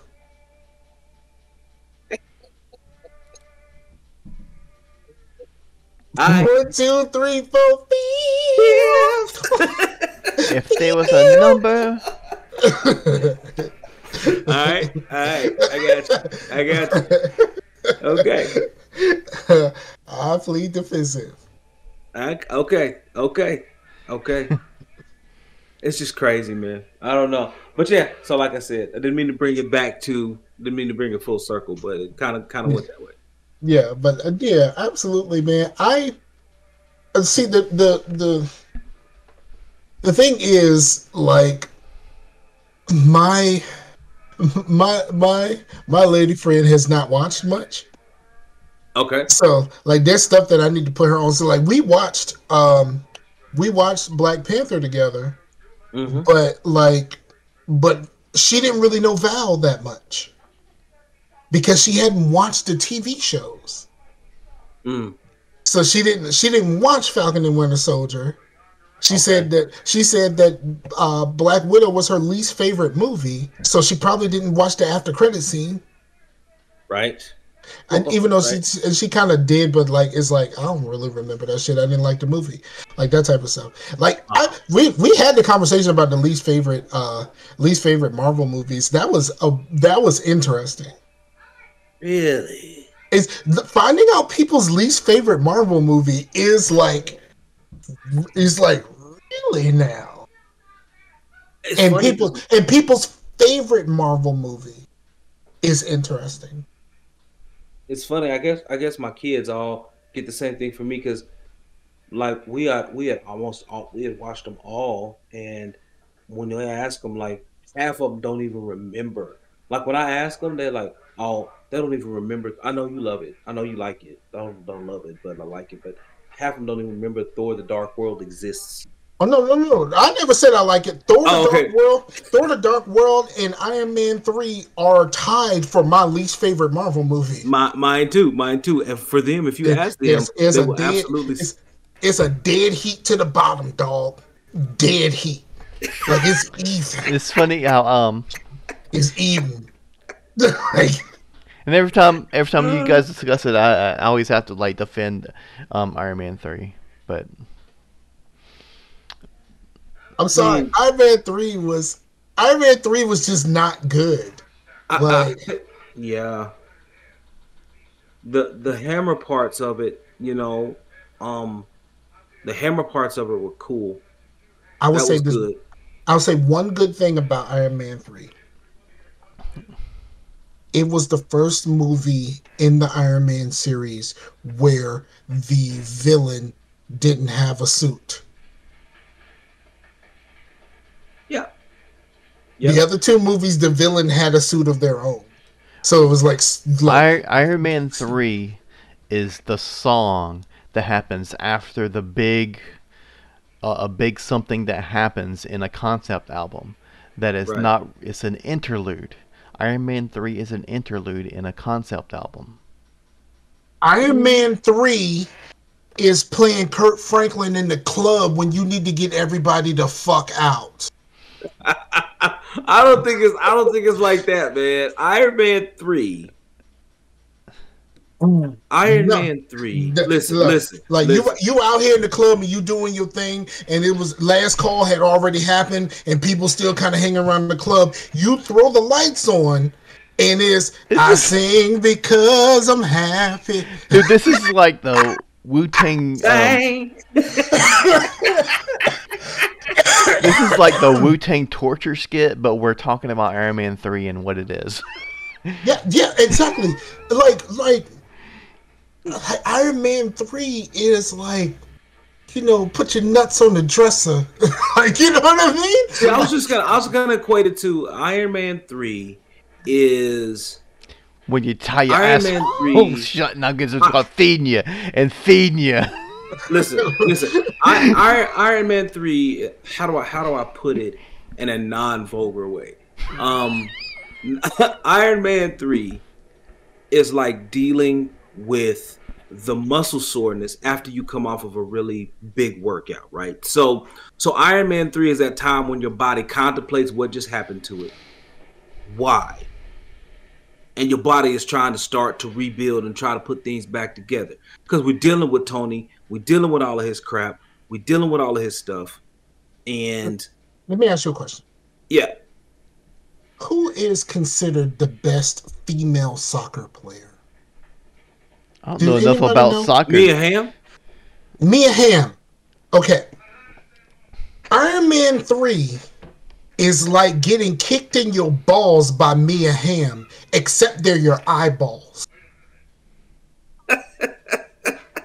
It's not that bad, man. It's not that bad, man. I still say it's not a banger, but it's a necessary part in a whole. I agree. So here's the thing. I love RDJ, right?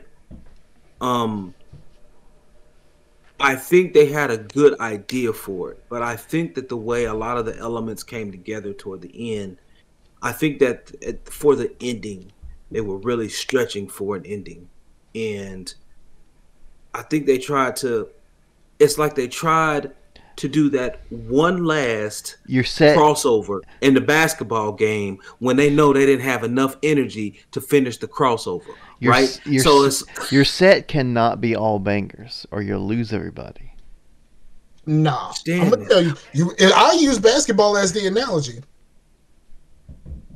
Iron Man 3 is J.R. Smith grabbing that rebound and thinking they were up.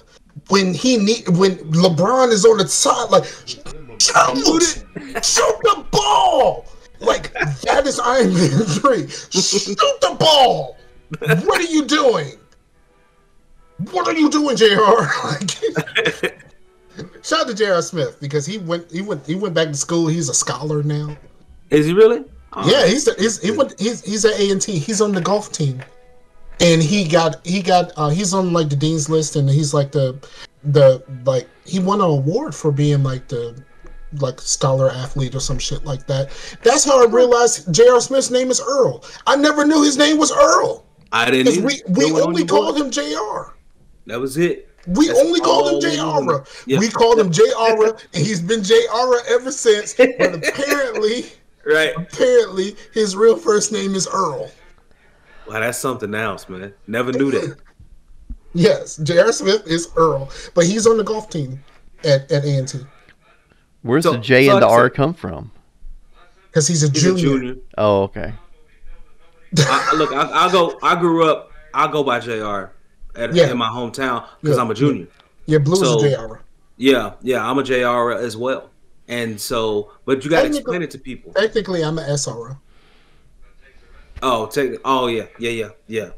So I do that. I go by JR as well. So when they say JR, I'm like, okay, it's a junior. Like to me, it makes a lot. But I always have to explain to people. I say I am this, or you could call me, because I'm a junior. I always have to specify that. People are like, oh, now I make the link. If you don't tell it for people, they will not make the logical leap. I hate it. It's like people saying, it's just like someone is right by the Kool-Aid pitcher and you say, hey, can you bring me the Kool-Aid pitcher? You walking right by it. They'd be like, nah, I don't choose to do that. When people don't make that link, it's like the same thing. It's like, dog, the link is right next to you. Can't you just bring the link over here to me? Iron Man 3 is like asking somebody to bring you the Kool-Aid pitcher. And instead of just saying nah, they smack that bitch over and keep walking.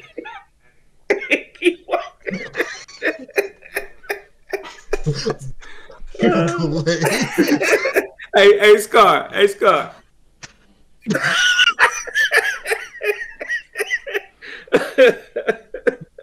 Iron Your Man Kool-Aid, 3 son. is the fuck your Kool-Aid of Marvel movies.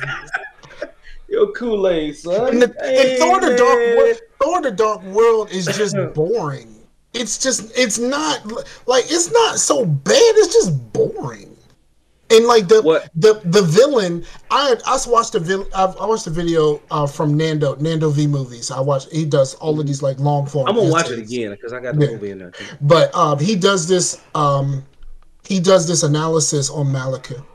And he's just like, yo, if Malekith was like how he is in the comics, Malekith is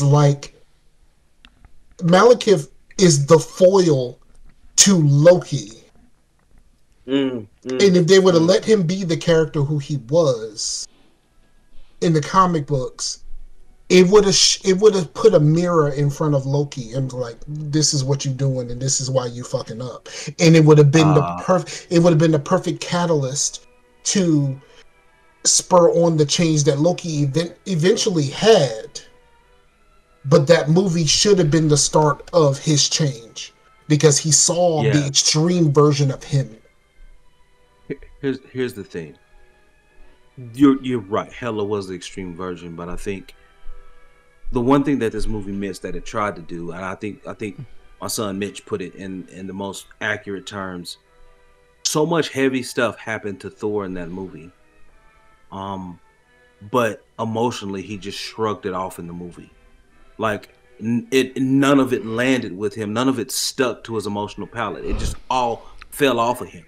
Like his dad died, like mom, all of that stuff. Like right. Well, his dad didn't die. His dad had to do the eternal sleep thing. He had to go into slumber. But the point is, like, a lot of serious things happened in that movie, and when you get toward the end, and in some places they're still trying to make it humorous and trying to make it funny, and he was like, that tone was highly inconsistent and it was erratic. But here's the problem. All over the place. Here's the problem that I have with that part of this movie. Your mama died. No. And you like, but Jane though? Right. Your mama died. Mm-hmm. That man killed your mama. And you like, but Jane though?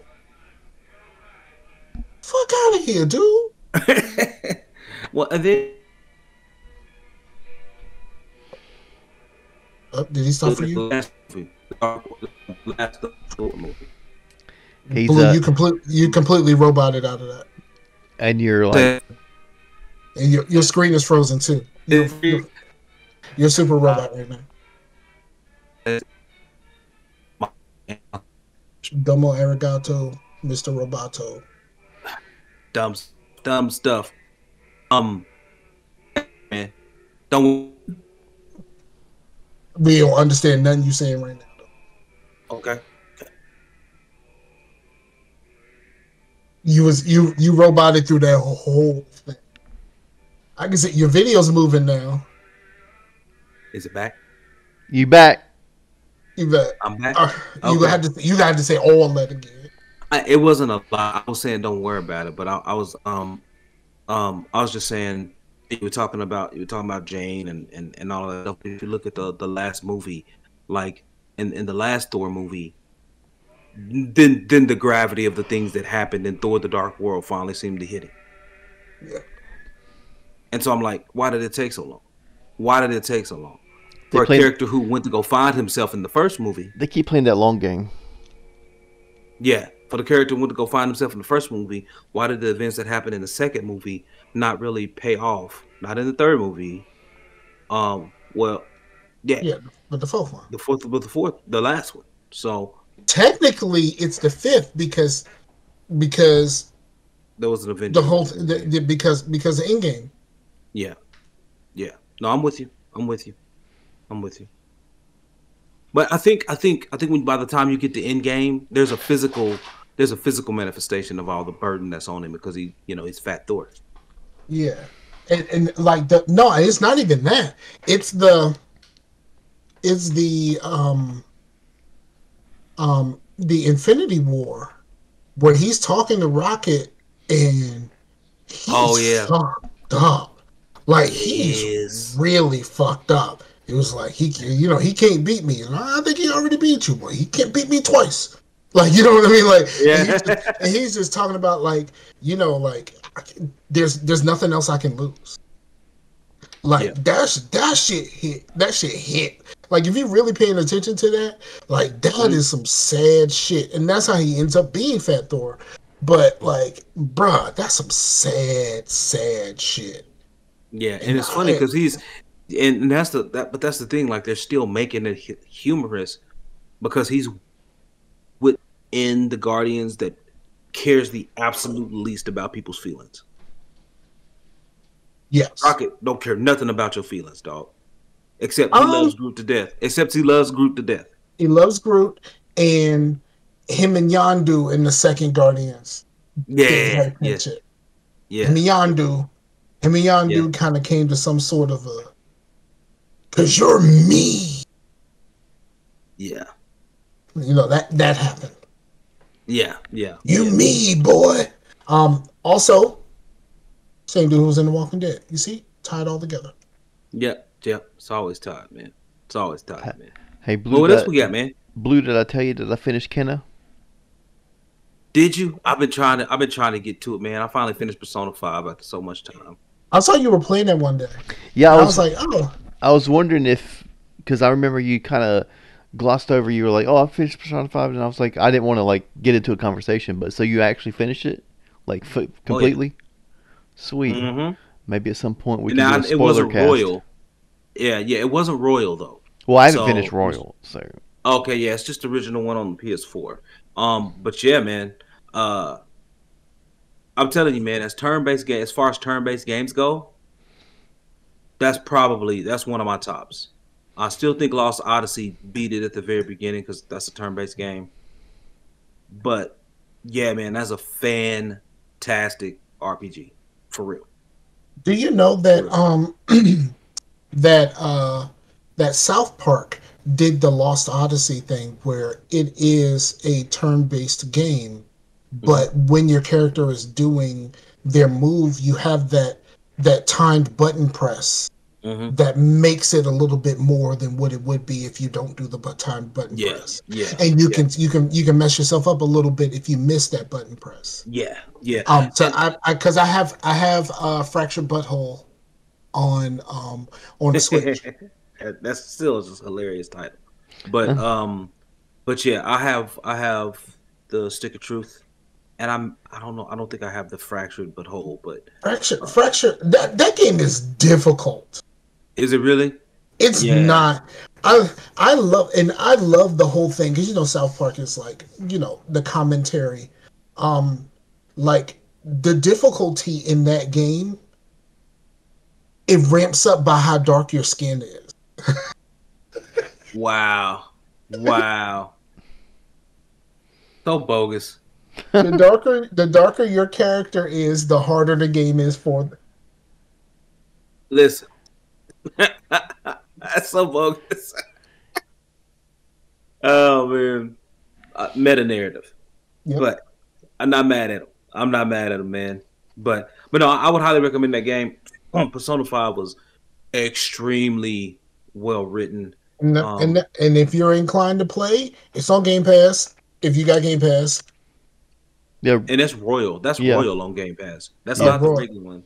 Yeah, that's Royal. Well, I know. I bought Royal for Pooh Bear. So that's right. You did say she wanted on the PS4. Yeah. But then when she gets stuck on shit and she asking me questions, I'm like, no, I don't play this shit.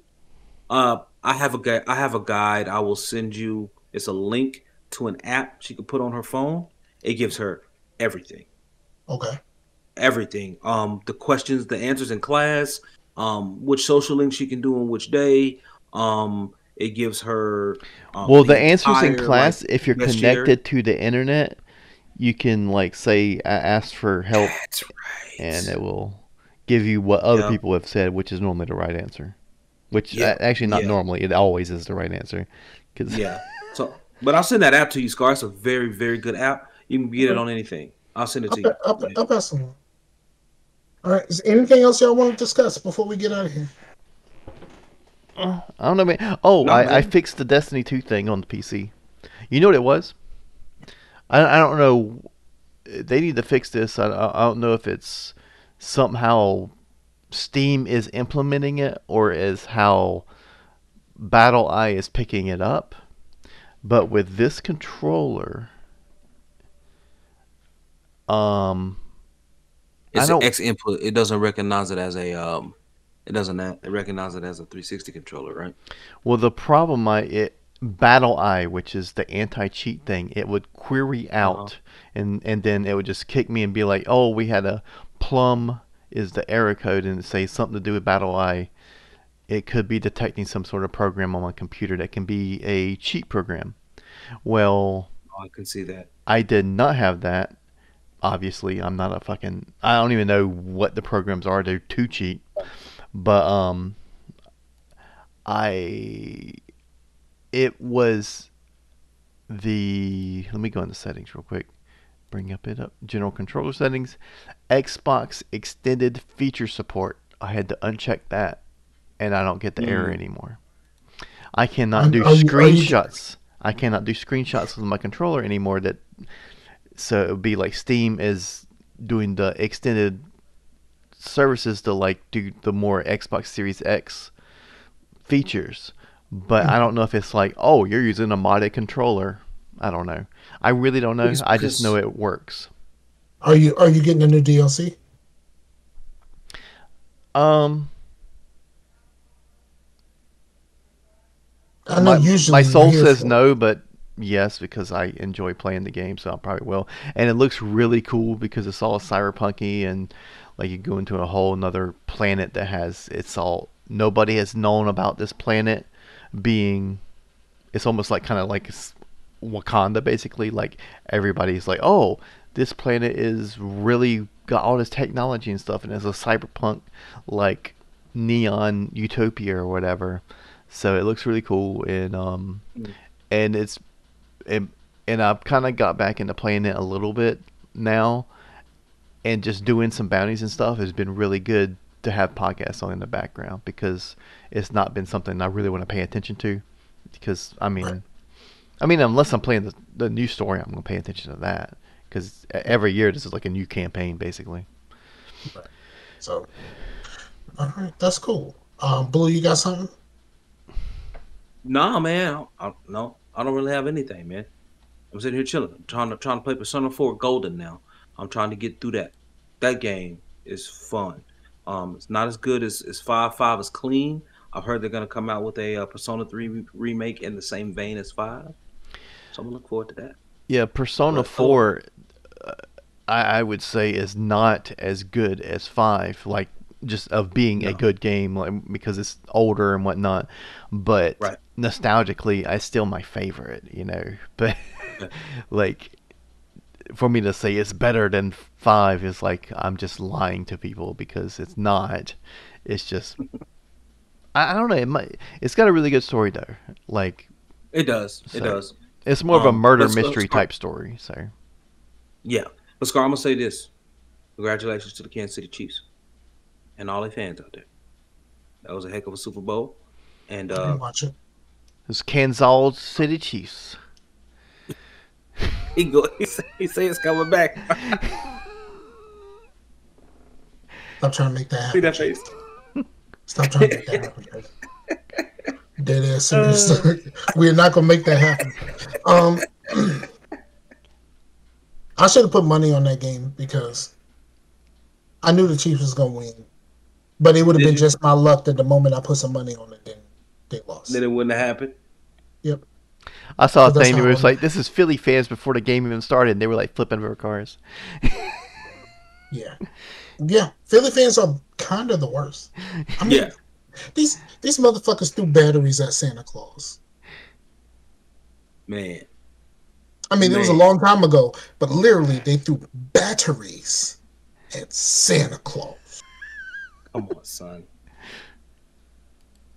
At Santa Claus, bro. But anyway, the only thing I want to say that one of my favorite pastimes in the world is introducing people to Cabin in the Woods. Okay. Because it's one of those things that it just defies expectation. And I know that I know that He Who Shall Not Be Named was a part of it. But it's still a great freaking movie. Voldemort was part of that shit? Huh? Voldemort was part of that shit? Joss Whedon, Voldemort. I know, but yeah, so like it's just one of those movies because it defies expectations. So like while you're watching it and you're trying to predict what's happening and you're just kind of like, nope, stop trying to predict it. You're not gonna get it. Like, you know what I mean? Like that type of thing. And I really stinking enjoyed that movie. And then my was like, are they ever gonna do a sequel? It's like, how?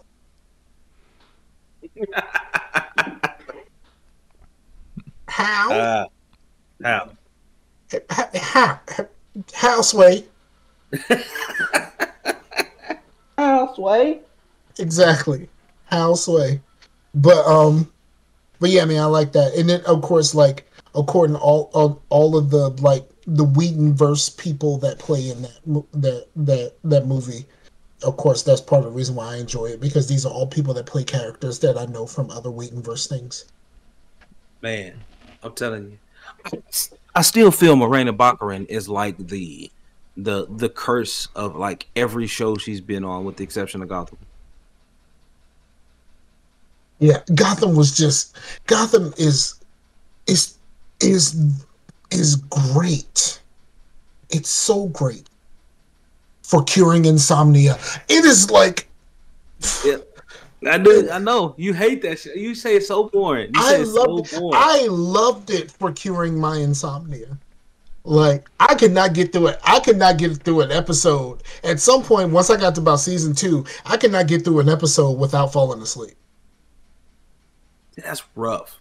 And that was back when I was living by myself, and like I had this little apartment, and it was just like, you know, things were cool, but it wasn't that great. So like I was up all times of night, every night, and all this kind of weird shit. And especially because I lived at the storage place where I worked, so literally going to work is walking around to the other side of the building. It like there's no commute or whatever like that, so I can stay up late because I ain't got no commute. You're still up all kinds of night.